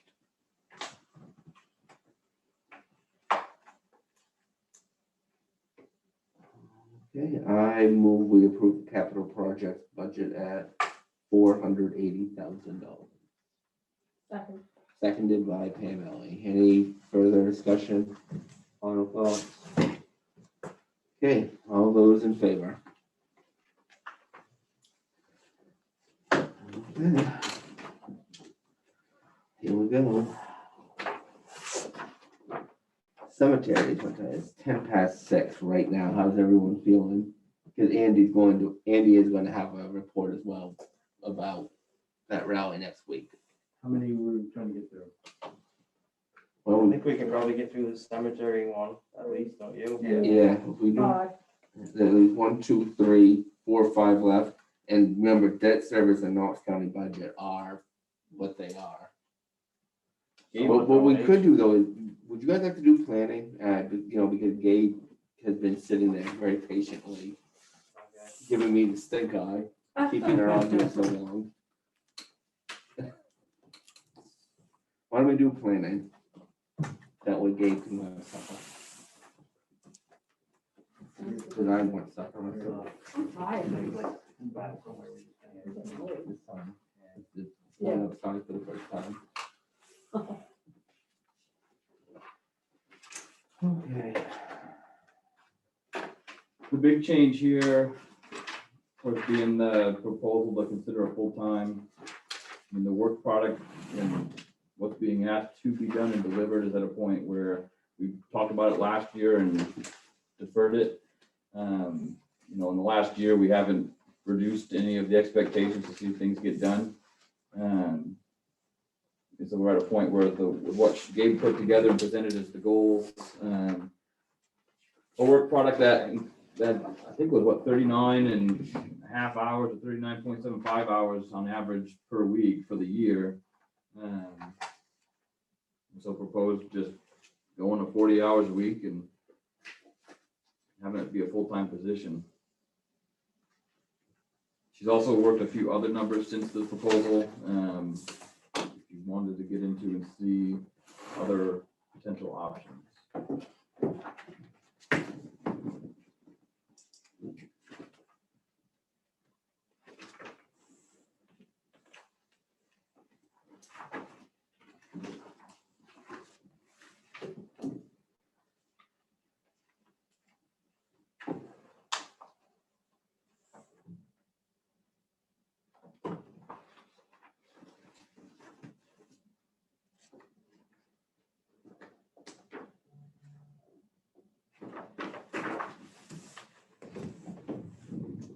So how come you and her differ on the wages in the service? You want her to be waged and she doesn't? Is that how it looks?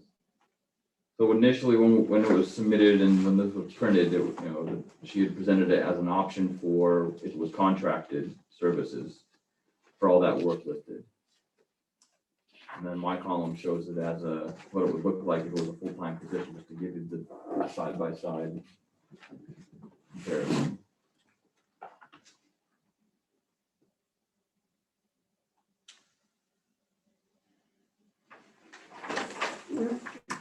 Well,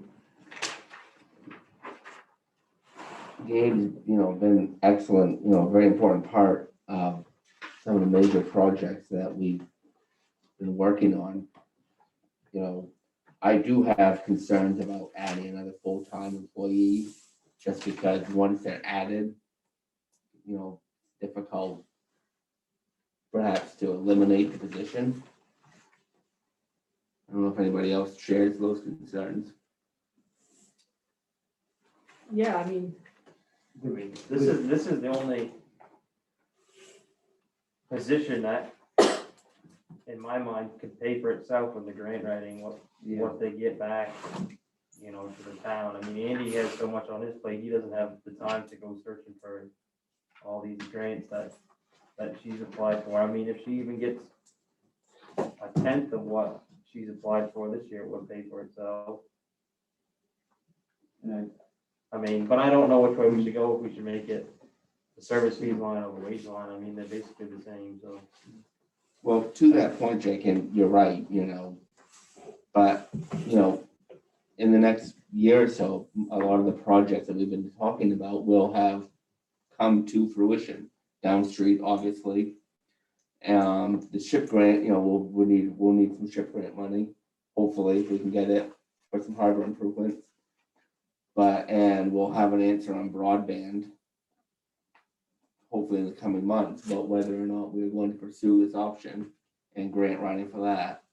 But within another year or so, or a couple years, you know, a lot of these major projects we will have procured the funding if we're going to do them. And then, you know, we might not be seeking out as much in projects, especially large projects. We will always be doing projects, but it won't be at the scope that we're discussing right now. Or at least that's my crystal ball view. I think it's worth looking back at a lot of the work product that was highlighted and, you know, again, generated by either committees or the select board. It goes a lot further than just the downtown project or the broadband. Broadband, both of those taken a lot of time in the last few years. You know, but there's also still a lot of work product, whether everything, if you took out the broadband in downtown from what's proposed next year, no, it wouldn't be a full-time thing. You know, coming up in the next 2 to 3 years, we know if we're going to keep our comp plan current, we do know that we need to start thinking about having to start that process again to update the comprehensive plan. And that isn't something that, you know, we've talked to know about, if that's something you're going to try and keep current. You know, the ability to have the engagement and outreach. I mean, the community can decide what the value of us being able to communicate better and more efficiently with them is, to share any projects or, you know, goals and work products of the board. So it is more than just the downtown and the broadband project. That, you know, a lot of committees are at a point where they're hoping for, in some cases expecting staff capacity. You know, this is something that this position and between her and Matt have been able to help this year. I don't know that I see some of that going away anytime soon. And I don't know that, I mean, if you take those off, I'm just saying, I don't know that it's, you know, as definitive as presented that way, that there's always, you know, we have a lot going on out here. And there's probably plenty to continue working on. I mean, there's things that aren't on the radar right now that we know we're gonna have to start planning for after these get done. I do have a question about on this wages line. Mhm. You have 30 hours per week at 55,000, but then down below you have 30 hours a week at 41,000. What is that, just a typo On which page? on the wages line? Yeah. You see where it says PT staff position? Mhm. It's 30 hours a week, 26.53, it says 55,182. Then if you look down where it says 30 hours, how come it's 14,000 more? Good question. Because it looks like you figured it out and then you put one of the wrong numbers in somewhere, but that's just from my eyes, I don't know. I haven't done the math. Because if it's 30 hours a week and it's 41,000, that's $14,000 difference, that's all. I mean, I understand where the 10,000. So the 55,182 would be actually 40 hours. That would be 40 hours a week for full time. And then down below, showing you the difference between a 30-hour a week part-time, 40-hour a week full-time, and a consultant at 37 hours a week with a different wage.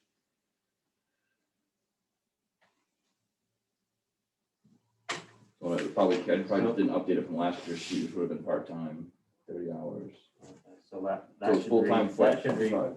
full-time staff position at 40 hours for 55,000, that's what you want it to read. Yeah, then that's the same as down below in that full-time comparison down below. Well, yeah, no, but I was just curious why those two numbers. That came to my question.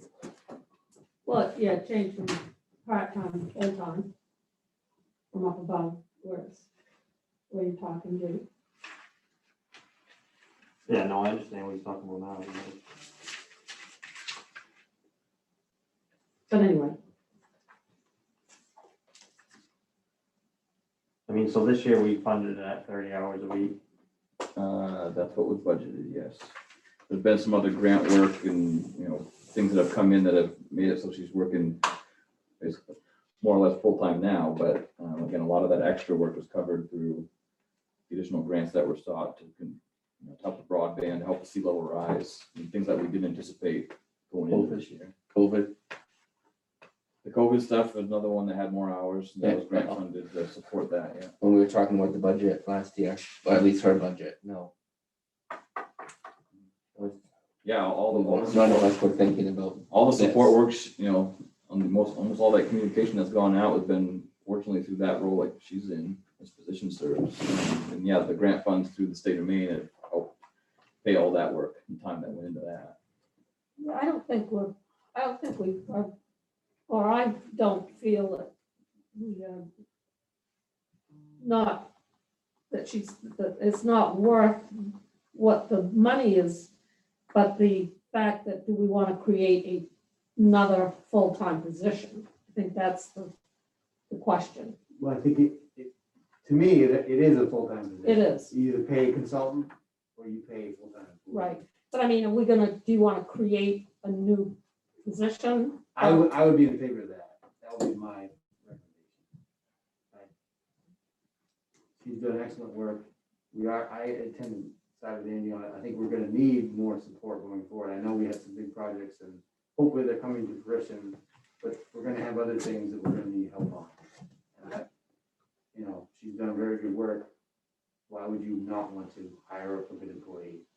But that's my take on it. And as if we keep it as a consultant, it's actually, according to this budget, it's more than if we hire it full time. So it is a big increase year over year though. But that's my take on it.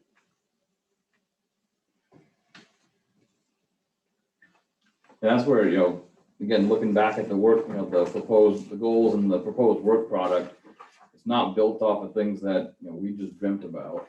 It's all trying to get to what the board and committees have identified as needs and wanting to see get done and driven largely through that. So, if looking at, the position already exists. It's not like it it just changes it from a part-time to a full-time, but the position already exists. It's already there. The need has presented itself. I don't think any of us like to just create things just to create them, Right, but the need was there, and it's just the expectations and the projects we have grown to a point where a part-time position isn't, can't support all that. right, Next year's budget does include MAP still.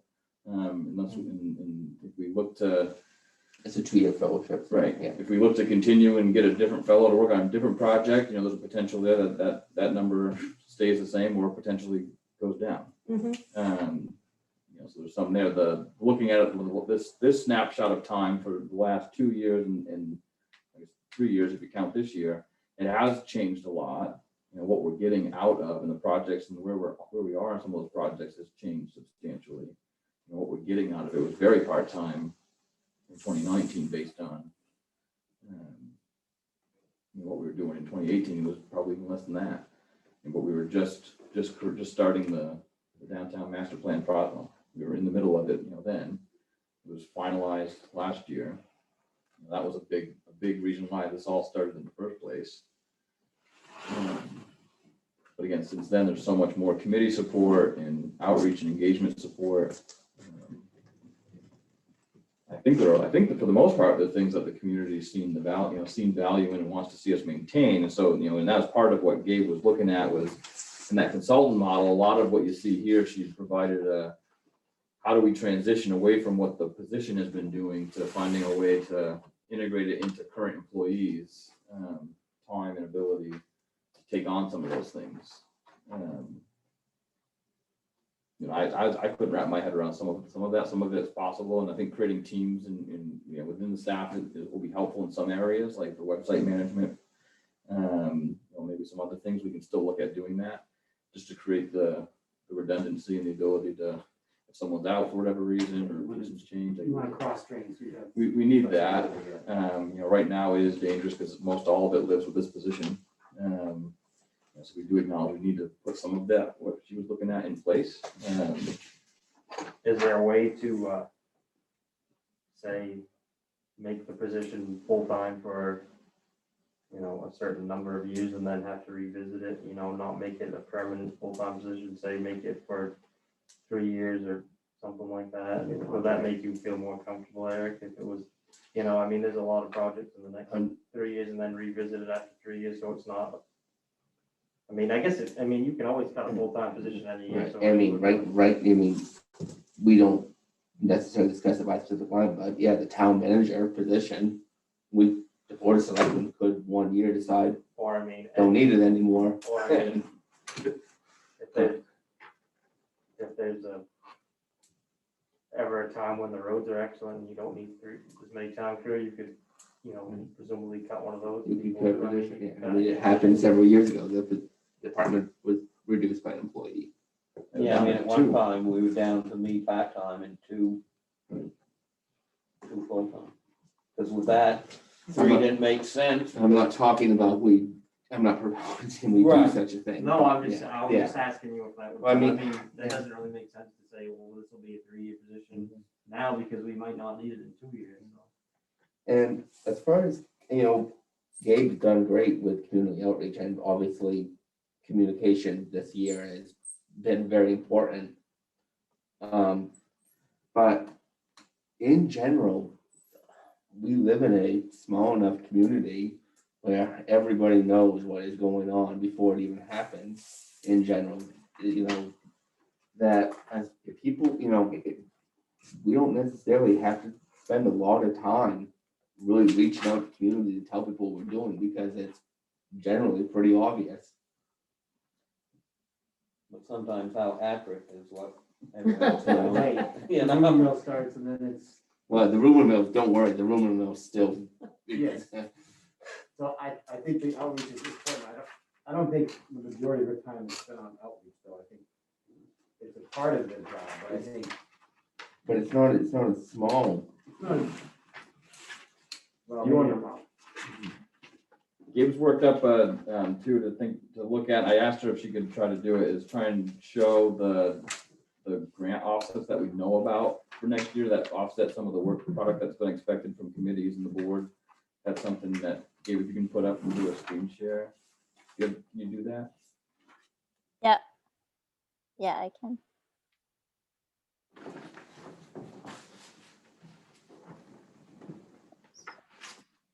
All right, let's try this again. We've already done some notes, potentially 30% offset by grants.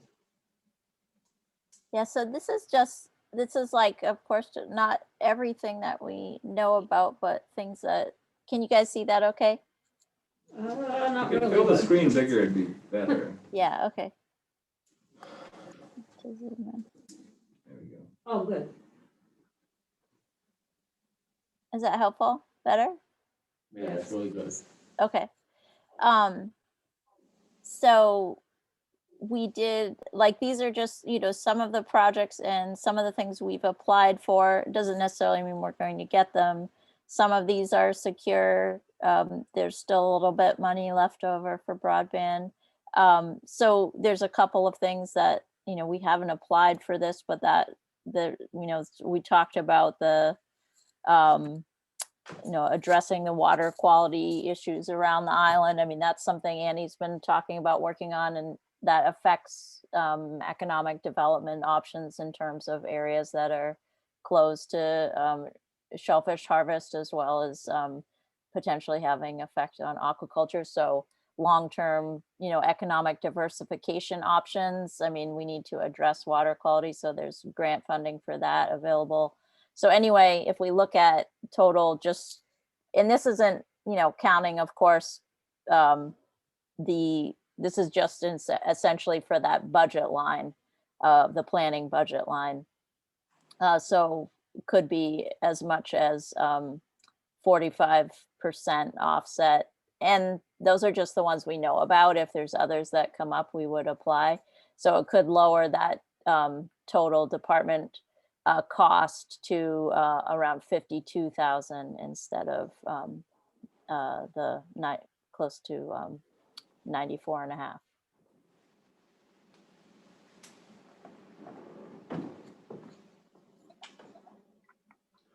So in the budget allocation, should we put 13,000 in the revenue line instead of zeroing, since it's actually 13,000 secured, you said? Yeah. Would you do that or not do that? I don't know. Wouldn't we do that? Huh? I would be, I'm waiting for, I mean, but yeah, it seems like that would be, it it seems like says it it's makes sense. secured on the screen, but that's. It says, So the fund balance amount, if you want to increase that, I think part of the 40,000 for fund balance was the thought that, you know, there was some potential grant funding that could come in, but not having it secured yet. But there should be, you know, it's right on with what she has here. It's just. So you would suggest raising the fund balance amount or not? I mean, again, We could. you could choose to take the anticipated grant funds, but because someone. I wouldn't take the whole Anticipated. 42, I would just take the 13 that's secured, that's all I was saying. if $13,000 is secured, why don't we just put that on the revenue line under? I mean, it's not technically revenue, that's what he's saying, No, like, so wow. we should increase the fund balance line, that's what. Well, it is you're saying. revenue. Once it's secured, it's revenue you can count on. When it's, say, fund balance, you know, whether it comes in from grant funds, if it comes in from grant funds, our bookkeeping would just show that we're using the revenue that we didn't know we were gonna get. Okay. And so then the money raised from fund balance to offset this as opposed to 40 would just stay in the fund balance. So it wouldn't be an impact on the taxes by saying we're gonna use up to 40,000 from fund balance. If you get more revenue in, you know, than anticipated, then that's great. So it's kind of built in. So because, you know, if you want to keep that at 40, bring in what you're saying, Jake, at the other 13,000, you know, that would lower the taxation amount for next year by that much more. I just didn't know at the time. But that 40 you had in there included the 13 that we did. No, he's not saying. It was not good, okay. I saw that as an opportunity because we have a fund balance that allows us to try and help mitigate some of those. I don't want to see us lock in big fund balance amounts on a recurring operating expense.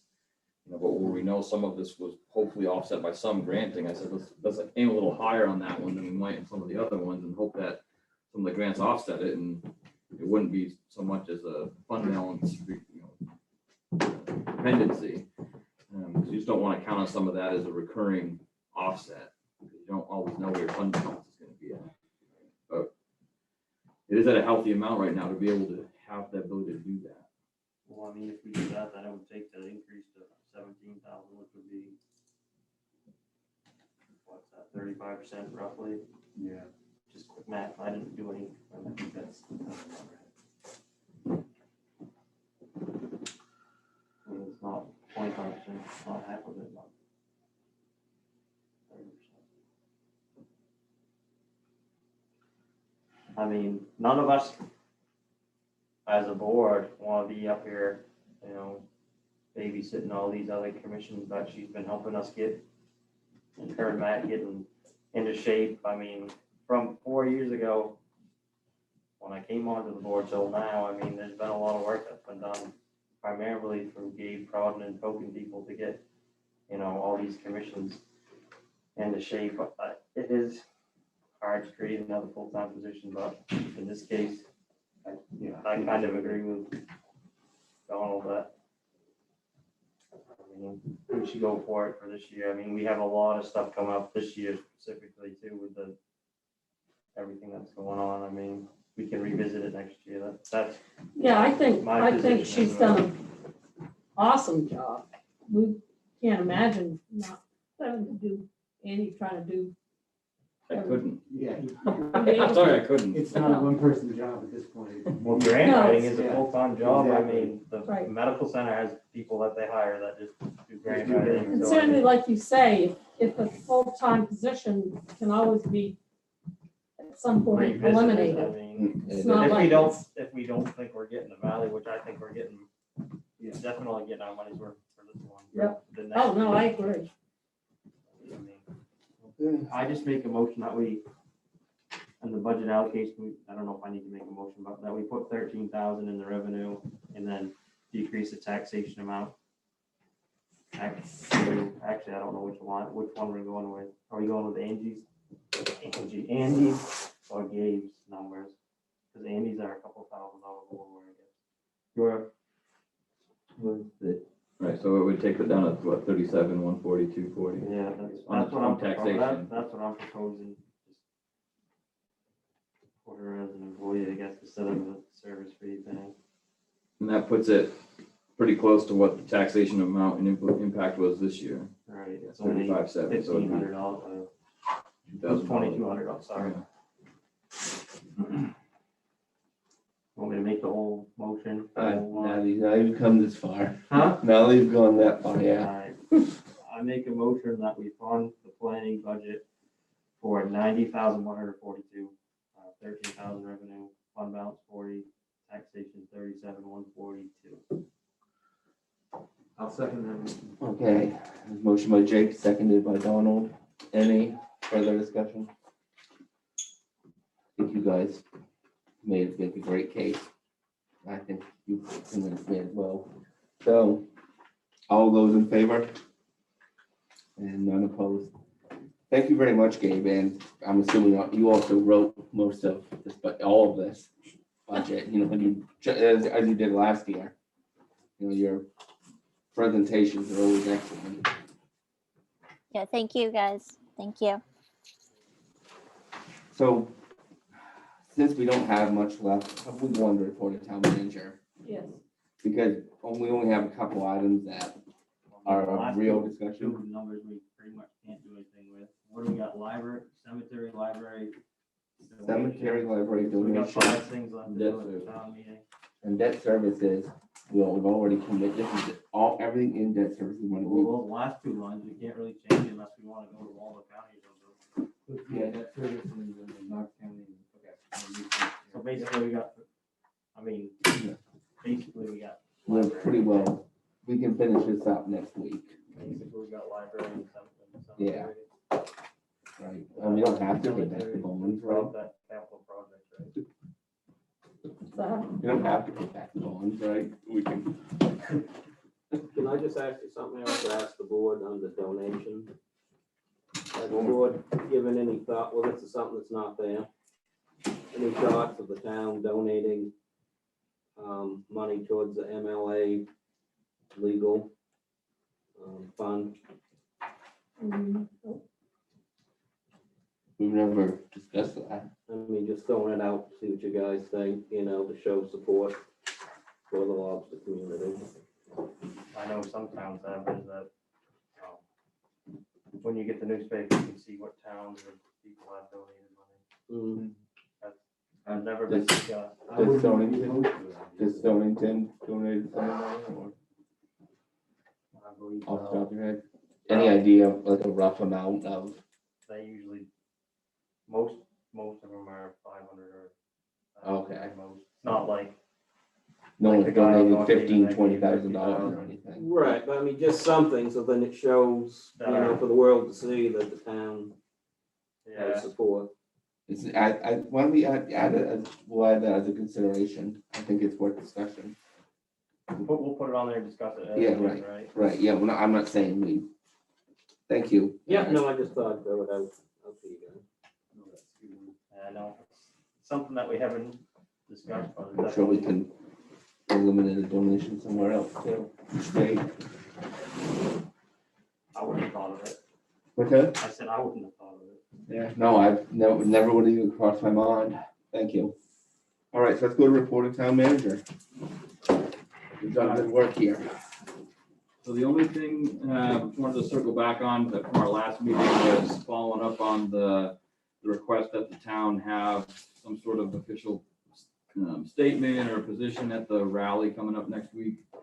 So since since our last meeting, I did send a memo out this today before, earlier today, just to give you a sense if you had a chance to read it. Some of the stuff that we've been able to find through phone calls or just researching to understand more about, we need to know more about it if the town's gonna have an official statement or position, at a rally, or at any event. So the goal from the organizers is of the gathering of the rally is to see the Maine Energy Roadmap created before the research array goes into the water. And that, again, the focus of the rally to additionally to slow the process down of the offshore wind and have a meaningful conversation. So with those being the purpose of the rally and the mission as presented by the organizer, with that in mind, is going through and what we've been able to hear and learn. The process, there is a process outlined by the state for creating a roadmap that is meaningful and is inclusive to having others involved. It's a state project. They're trying to make sure, and they're trying to set a tone for if offshore wind happens in the Gulf of Maine, and they've got now this site selected or proposed to try and put in up to 12 turbines in a proposed area. They want to set the tone for how should these projects, as they come into the Gulf of Maine, be cited, be discussed before determining where they're going to go. And so that's in part, a small part of the roadmap is how do we cite them? How do we put them in the Gulf of Maine? How do we create a process that hopefully these private companies, when the lease sites are created, will follow? And then in addition to that, it's bigger than just where do we cite them? It's, realizing that the potential, the Gulf of Maine is a potential for wind production and trying to harness that. This is happening on a lot of oceans across the world, but the United States has set a tone for trying to have more renewable energy production. Maine as a state said it, New Hampshire said it, in Massachusetts, I'm assuming, I haven't seen it, but I'm assuming they're well on their way too. And so they created BOEM, a federal entity that creates and devises the lease sites. It's called for a task force, which is kind of step one in the process. So I kind of put this graphic that they put out there on one of the websites, I think through the governor's energy office. I think it's either that one or just by searching the Gulf of Maine BOEM task force. This comes up, and so the creation of a task force is what happens before or in this initiating a lease process. So they haven't set out an RFI or a call yet, but this task force is created to kind of give recommendations to BOEM, and it includes the Gulf of Maine task force includes state and local representatives from Massachusetts, New Hampshire, and Maine. Federal agencies, multiple federal agencies are part of that task force, and so they're tasked with recommending, where these lease sites should go. They're supposed to be able to, through that process, identify potential conflicts. Where shouldn't it be? Where could it go? And then make that recommendation to BOEM, who then would finalize potential lease sites, put out a call or an RFI to figure out who would be interested in buying the rights to do the development. And then there lays, up to 10 years of what it might take to see a project actually installed. So that they're not even right now, they're not even technically on that spectrum at the task force level. So this is relevant to the state's research array, that up to 12 turbine site that they've selected as the blob, right? That's the blob. That's, where's that area called on the charts? What do you mean? Where they've identified the potential site for the 700 something acre site. You guys have seen the. It's all the blob. I don't know. What do you mean?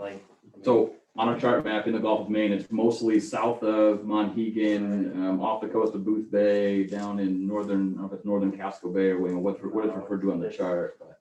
It's in we're in zone C. It's in zone D, E. So it's not that far from here. So the for the roadmap, the part that the goal is to try and slow the process down and see it created, developed before an array goes in. Again, the roadmap from what we've understood through conversations and phone calls to the governor's office, the roadmap would be developed before any of their turbines go in the water.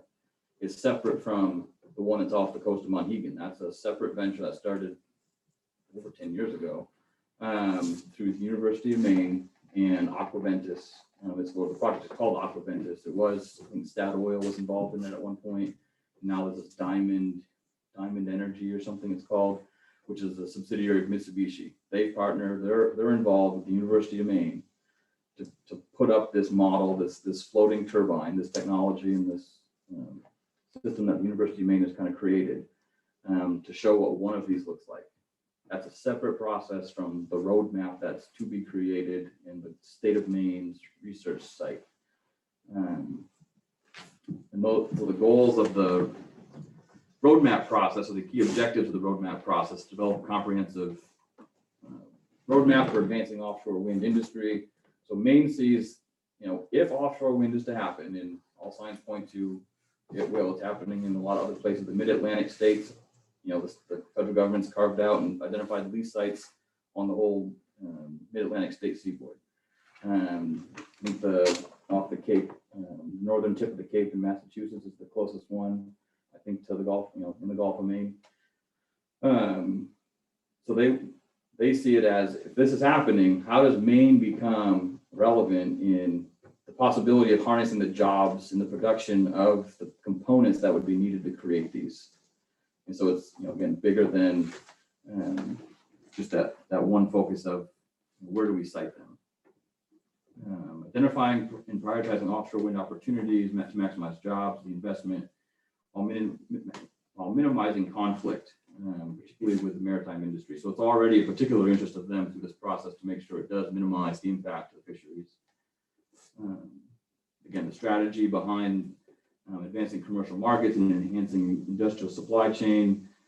Obviously, there's a lot that has to get put into motion to understand, where are the people that could fill the jobs? What port could be selected to bring these things, or to have these built and then brought by boat offshore.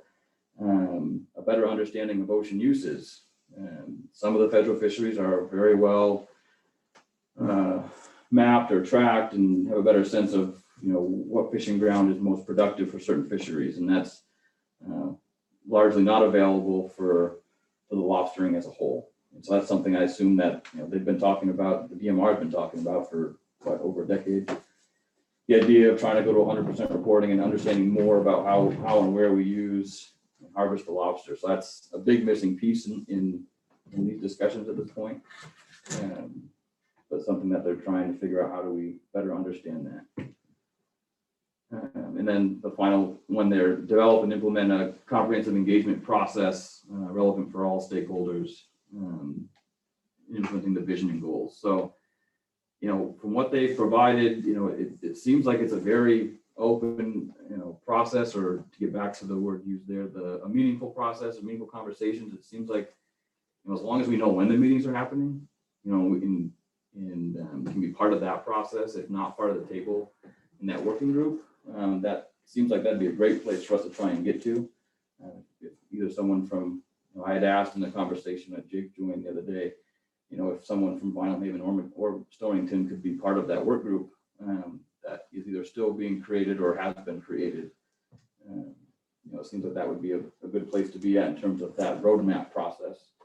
The task force that BOEM created is created, and I think it's more about just knowing who sits on that. I have been able to talk to, I think, 3 or 4 of the people that sit on that task force just to better understand where they are. They've met once or maybe twice, and the big kickoff meeting was December of 2019, and then COVID essentially happened, and they haven't really met much since then, and they don't have a meeting yet scheduled, but I'm hoping to follow that a little closer. So far, these are the folks that I've been able to talk to. Again, the call the other day with the governor's energy office with Dan Burgess and Selena Cunningham. There was someone from the Office of Policy Innovation in the Future also on that call. Just learning more about that process and the roadmap process and what they have gone through. They did seem interested in understanding how how are there other ways, or how can we better get to the community level to talk to people and talk to different people impacted? But other than that, it's just, Jake, do you have any significant takeaways from that meeting that jumped out at you, or left questions still? I mean, I just think we should have someone speak on our behalf about, it's pretty much what they said is it's a done deal, but we need to make sure that we can, speak to the roadmap and speak to making sure that we can get cited, that we have some input. And I mean, from what I heard from those people, they said that they were gonna be putting those 12 windmills up at the same time they were doing the roadmap. That's kind of what I heard them say. So I mean, that's kind of what I heard out of it. They were making the roadmap, but they were still pushing ahead with this 12. I mean, I know the one's already done. They're already surveying it. They're way past your little initial thing there on that one. They've got boats out there, but I mean, it seemed like they were rushing these 12 before the roadmap. That's kind of what I heard. So I go back. Maybe I heard different, but I mean, I understand that those 12 are, I mean, they're happening. That's what they told us that means. So we just need someone to argue that we need people, involved with making the roadmap, and then after the roadmap, we need people on the committee that cites them or does all the other things. I mean, we need to argue for all these things. I mean, I know we're not going to stop offshore wind. I didn't think that was the point of the rally. I thought the rally was supposed to be, saying how important lobstering is. I mean, with the whale stuff, the aquaculture stuff, and the windmill stuff, all three things. I mean, those are three big things that could take, ground away from fishermen. And I thought that's what the rally was about. I didn't know it was about. The last time I talked to, what's her name? Virginia? Yeah, there you go. She said, she was asking me about, talking about the roadmap. I mean, I don't think that's their plan on killing it. They just, I mean, we need someone that knows as much as Andy to tell the people, this is what we need to be arguing for. We can't be arguing for no windmills because that's unrealistic. We need someone, I mean, he knows all the stuff about the leases, we need to go up there and tell the people what's realistic. People on Vinalhaven think that we're gonna kill the windmills. I don't think it's gonna happen. We need to tell everyone that we need to get people on the roadmap and try and get them cited in advantageous places to fishermen, not just have them put them wherever they want. If fishermen just go into this saying, oh, you're never gonna put windmills up, screw you, we're not gonna be involved, that's not gonna help anyone. So, I mean, that's the way I look at it. Right, I would, I mean, There what's needs to more be- important to Vinalhaven than, the lobstering community? right, How many people would be at the school if it wasn't for, we, What we would you need have, to what have would some you kind have, of a presence. at what the would you meeting. have for Main Street that is largely tourist based without the working I waterfront think to we should draw have some kind of people? a presence at the meeting. yeah, we definitely do, because to your point. We need it's to, Probably. like, I went into that meeting on Friday thinking that the research thing, I didn't know these 12 things were part of the state thing too. This is all, that project is the state of Maine, and this other research 12 project, they're both research projects basically, which isn't what I was understanding, from what you hear, just from everyone talking about it. I learned a lot going to that meeting, and we need to tell people they need to be realistic. This is probably gonna happen because, So, I don't see how we can stop it, or anyone can stop it, but we need to, they showed plans of how they want them cited, if you want them this way, we need to be involved in all of these. Some people need to be involved, not just the wind people and some people on the coast need to be involved in it, so. And not Genevieve, because she's taking $50,000 a year from the wind people to be their spokesman, so I don't think she'd be a good person to be on it, but. right, She's done. if there's not gonna be, But it doesn't sound like I said, if we can't stop it, we're we need to not be involved stopping. in where they're gonna be put, because that can, That's what we need to benefit. talk to people about. right, needs to be, The roadmap should be slowed down a touch. Yeah, I mean, I don't see how they can put them in before they have. a I mean, roadmap. isn't that kind of what it sounded like to you? I mean, the roadmap and the windmills were kind of going at the same time. I thought that's what they said.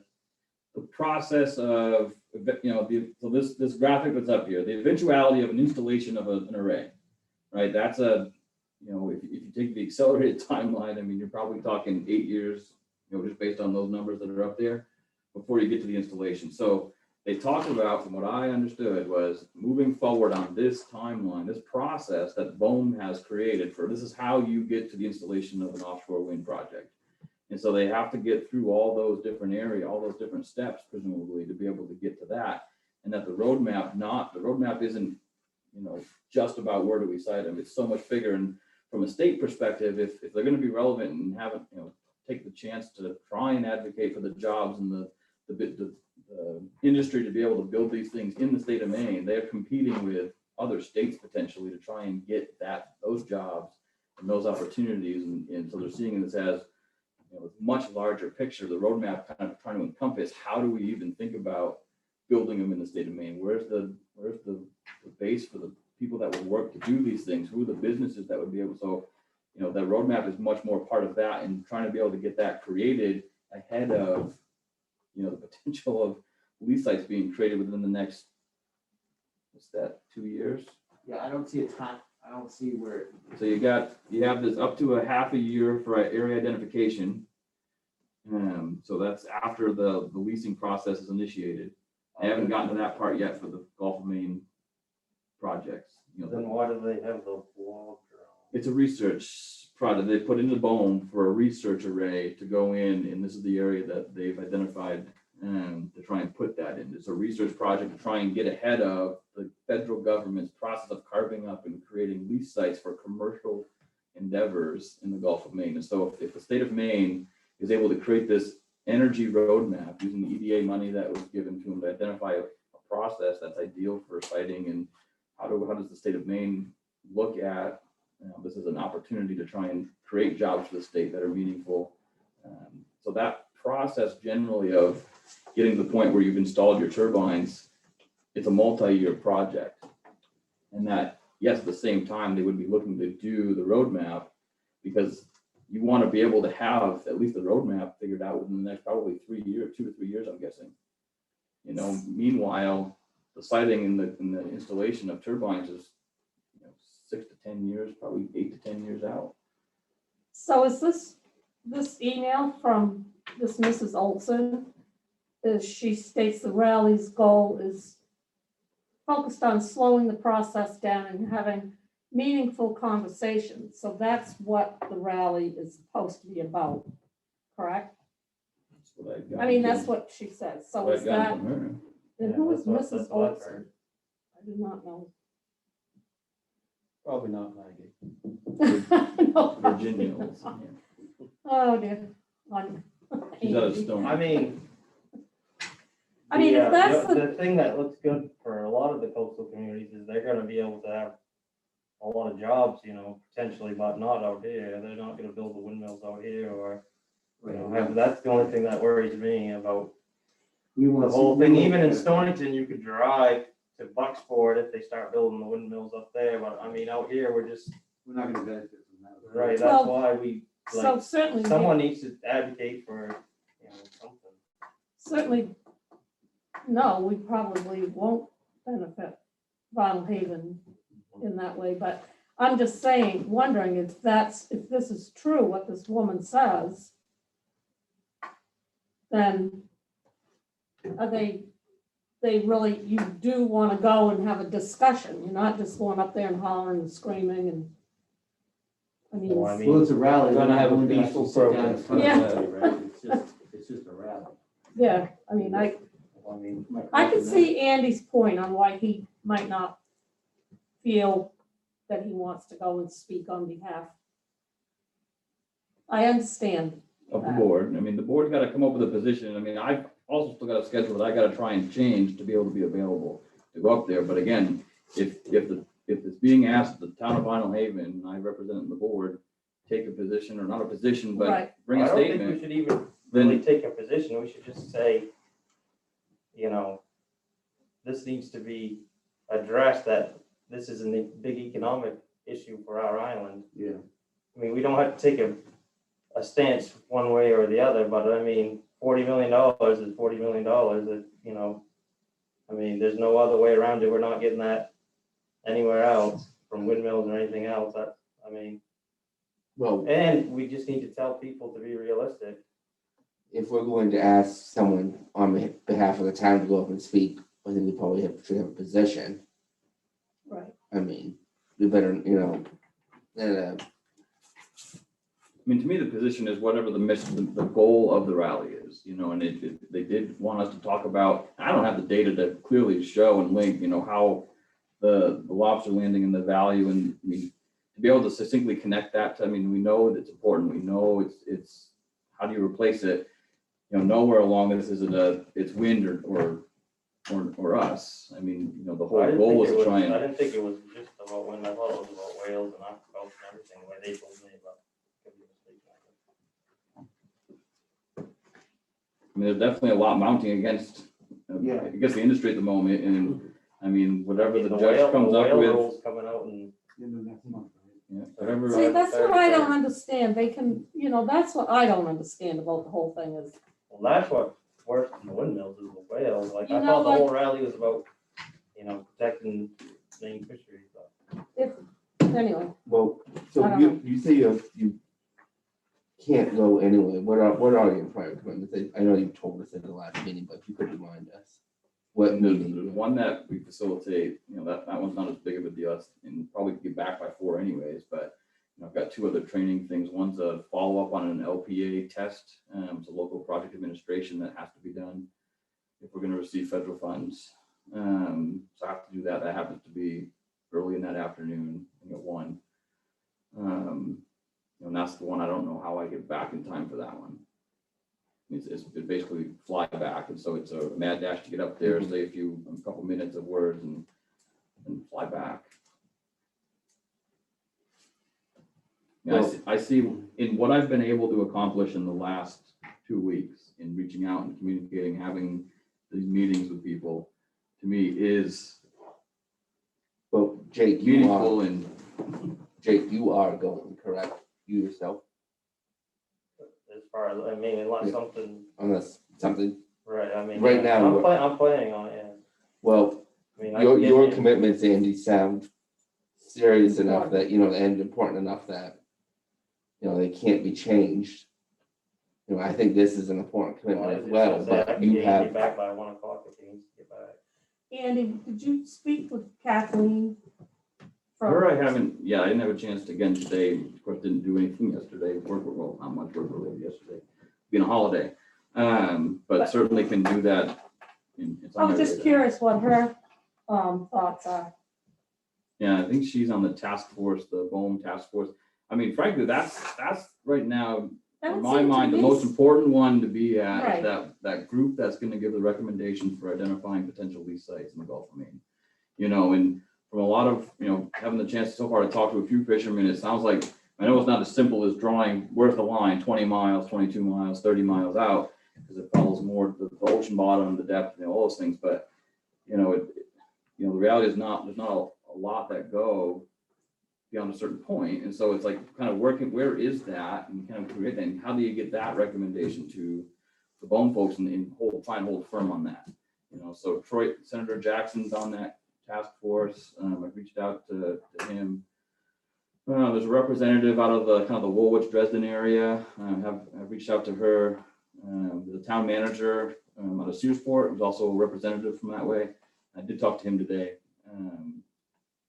They're on there. The governor's office, the energy office, that Dan Burgess, who was on our call today, he's on that task force as well. And I don't know who the DMR has appointed to represent DMR on that, but I've reached out to the deputy commissioner to find out. So how many people do you know would be appointed to the task force? Oh, the Gulf of Maine task force that spans 3 states, I think they got 11 pages worth of members. I didn't count how many there were, but it's got to be upwards of 60 people, 50 or 60 people. Anyways, on that task force. Jake, you quietly said that you could get him back by 1 o'clock, and then we said, what did I hear you?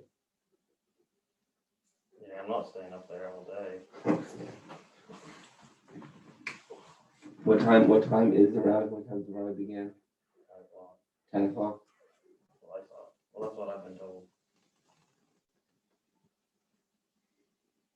Well, if this board is going to decide to send Andy, we gonna need to take some time as well to write a statement, obviously. I mean, Well, if we're gonna write a statement, could you read it, Jake? I don't see why Andy has to do that. I Jake's think a member of Andy- the board, so he'd be representing the town just as Right. well as Andy would. I think Andy has enough on his plate that day. I mean, that, I mean, if it's that important as well, I mean, I can probably swing it and get the time off and go up and do it. If it's just reading from a prepared statement, I can do that. Eric? Yeah, I mean, Andy's relationship with all these state people and everything else, you don't exactly want to jeopardize that because he goes to this rally that then say it turns into a complete, no, we don't want anything. You don't really want to taint or, affect some of the relationships that Andy and the goodwill, chaos. where selectmen, they can give it to them and, Right. I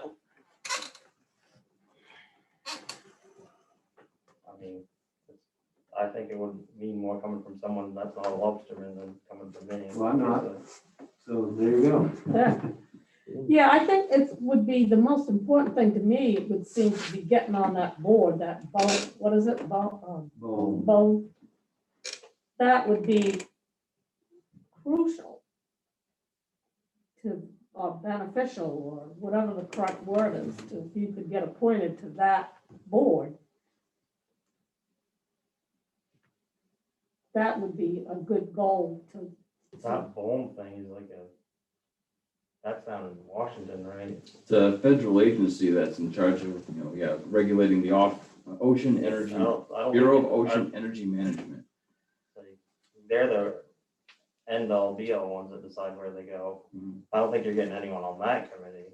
Well, we might not, but certainly, getting involved with and reaching out to the people that do sit on it. Like I said, Exactly. of the ones on the list that I've already at least sent an email to, this Jim Gilway, the manager in Searsport, was also a representative from that area. I did meet with him. I did talk with him today. Senator Jackson, the Senate president, he's on that group. Representative Hepler I had reached out to, so I'll reach out to Kathleen. We can do that tomorrow. And I was thinking of Kathleen Billings, actually. Oh, yeah, so I've talked with her and they'd asked her if she could attend and I think mostly out of concerns with COVID because it's likely to gather quite a few folks. Right. Well, what are her thoughts about the whole thing? Similar concern. Part of you get further down east, part of the reality of any of the siting of the wind stuff is, there's only 3 facilities that have been identified on the coast so far that can, even remotely think about bringing in offshore power. And Wiscasset, Old Main Yankees, the furthest up the coast. And then Booth Bay, whatever that facility is, and then Cousins Island. And then what? Cousins Island. Acknowledging that this is something that needs to have involvement from the fishing community is definitely a big part of, for Stonington and Vinalhaven, obviously, it's a big number of people. But just in being able to, how do we get connected? How do we bring the right information back to the communities? And, I think a lot of what I'm hearing is it's, just the unknown. So what will happen? And you don't Right. know. So it is about how do we get on in my mind, how do we get on these, how do our voices get on there? And that's where asking, the governor's energy office to say, how does someone from Stonington and Vinalhaven get on that group? Even though it's not something that's, at least this research project that they've got cited isn't going to come this far into our zone. If it's trying to set the roadmap, why not involve someone from 2 of the largest lobstering communities? Right. And you have to be, I would think, if they're serious about being involved, involving the fishing community, the industry, they have to have Yeah. these towns involved. Yep.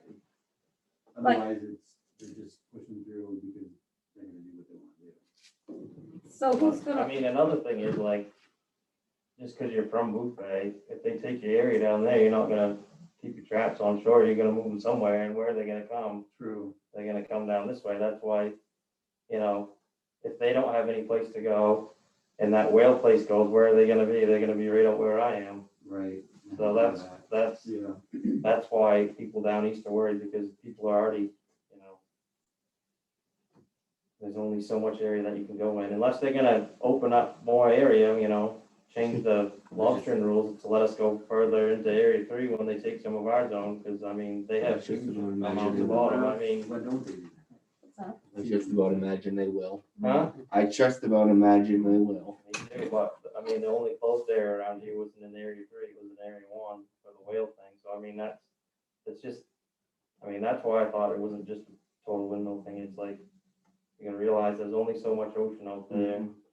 People are gonna go somewhere, they're not just gonna, I mean, not everyone can go work for windmills, I mean, there's no guarantee that they're gonna be built in Maine. I mean, there might be a few jobs available when they put it up, but then after that, I mean, there's gotta be something else. I mean, that's all that worries me. I mean, I'm fully understanding that those probably windmills are gonna go up at some point, and I bet it's in the next 10 years when all the whale stuff's happening too. It's not gonna be, they're not gonna wait till they drive us out for that, so that's all. I mean, there's a lot of people out here that, I mean, they're gonna get squeezed. I mean, I think it's a pretty important issue for the island that, I mean, we should definitely, you know, Oh, I don't disagree at all with that. I'm just I'm thinking, not saying that we go up there and hoot and holler and say, no windmills ever. I mean, you've got 3 of them on the island for God's sake, but we just need to say, we need our voices heard. There's a lot of stuff coming all at once, you know. We need to sit at the table. Right. so Donald, so you're willing to go up there and speak for the board of selectmen?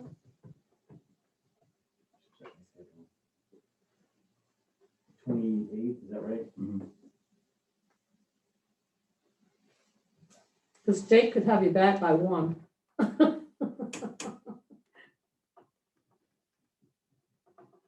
like I have anything scheduled. I just have to check with my boss tomorrow. I'm sure I could get that day off. I'm sure it's not a problem. I'm sure she'd let you go, meeting before you.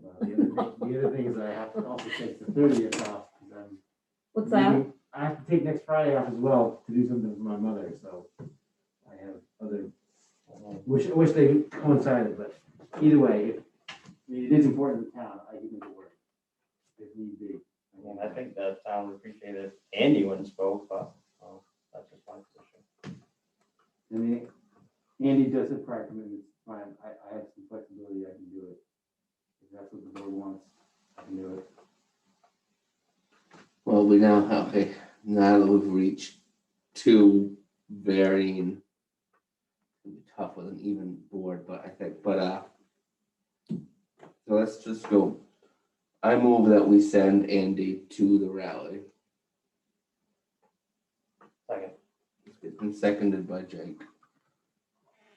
Now we can discuss, now we'll discuss the merits of sending Andy, not sending Donald, but sending Andy. I think Jake makes good points that, Like your Dub's parents are both not parents, sorry, brother and father. Andy comes from, he's hired by the town. I mean, he knows a lot more about this stuff. He's got connections. I mean, he's not gonna go up there and burn any of those, I don't believe. I mean, what's his face? Jared Golden's gonna be there talking about stuff, so, I mean, there's no more important issue to the people on the island than, whales, wind, stuff like that. That's all I say. That's my position. We should just be going and telling people to be realistic. This is an economic thing for the island that we're not gonna, be able to replace. But people need to be realistic and tell them to get on board with getting on the roadmap and arguing, not against them, but where they should be, different things like that. Kind of what Andy said. Eric, I'm not sure that that's the message that a lot of them from here are expecting him to give, And I'm not sure that, Well, not we could just everyone's go up there on and say board. how important it is, you know, the whales and everything. Any more discussion on the motion to send Andy to the rally? What about his prior commitments? They do sound, I know this is very important, and I'm not saying it isn't, but sounds like some of them are important to the town. So Yeah. I I agree. don't want to jeopardize those as well. I guess it's just bad timing, unfortunately. I mean, what's the 1 o'clock again, Andy? Part of a recertification for the, it's called local project administration. So if we receive any federal funds and certain state funds, the town has to have someone who's employed full-time with the certification in order to carry out any of those projects that receive those funds.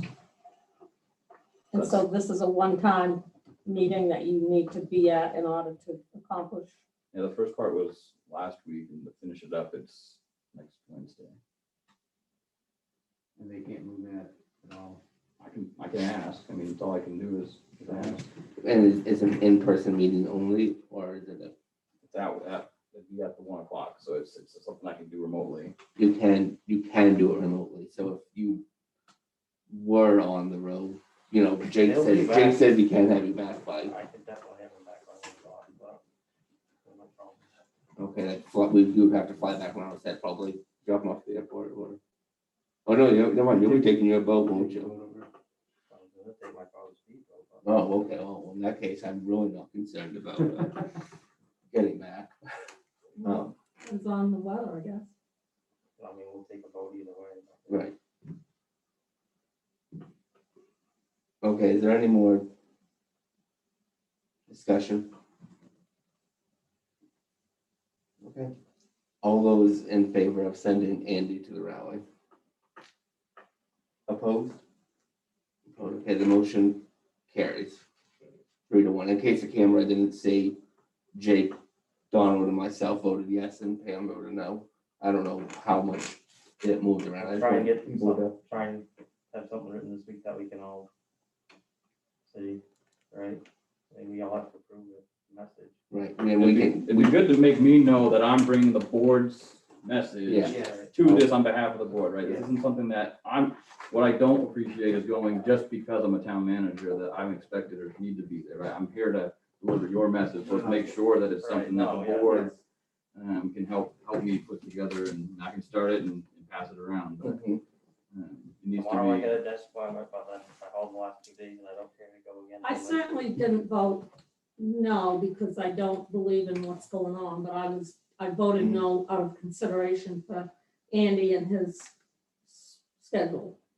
I think it's putting an awful lot on him. I agree, I also agree with you, Pam, but, you know, at this point in time, if we don't show up to this, then, Oh, you I, know, this is just one of those things that if we have to, Like I told 10 them. years from now, all we would Find look out. at ourselves in the mirror and say, we explored every single avenue we could, and, Just like I told those people that Dan Burgess and those people, I said, if this whale thing wasn't coming right now, this wind thing wouldn't be as big of a deal. You know, it's just the compounding of everything. right.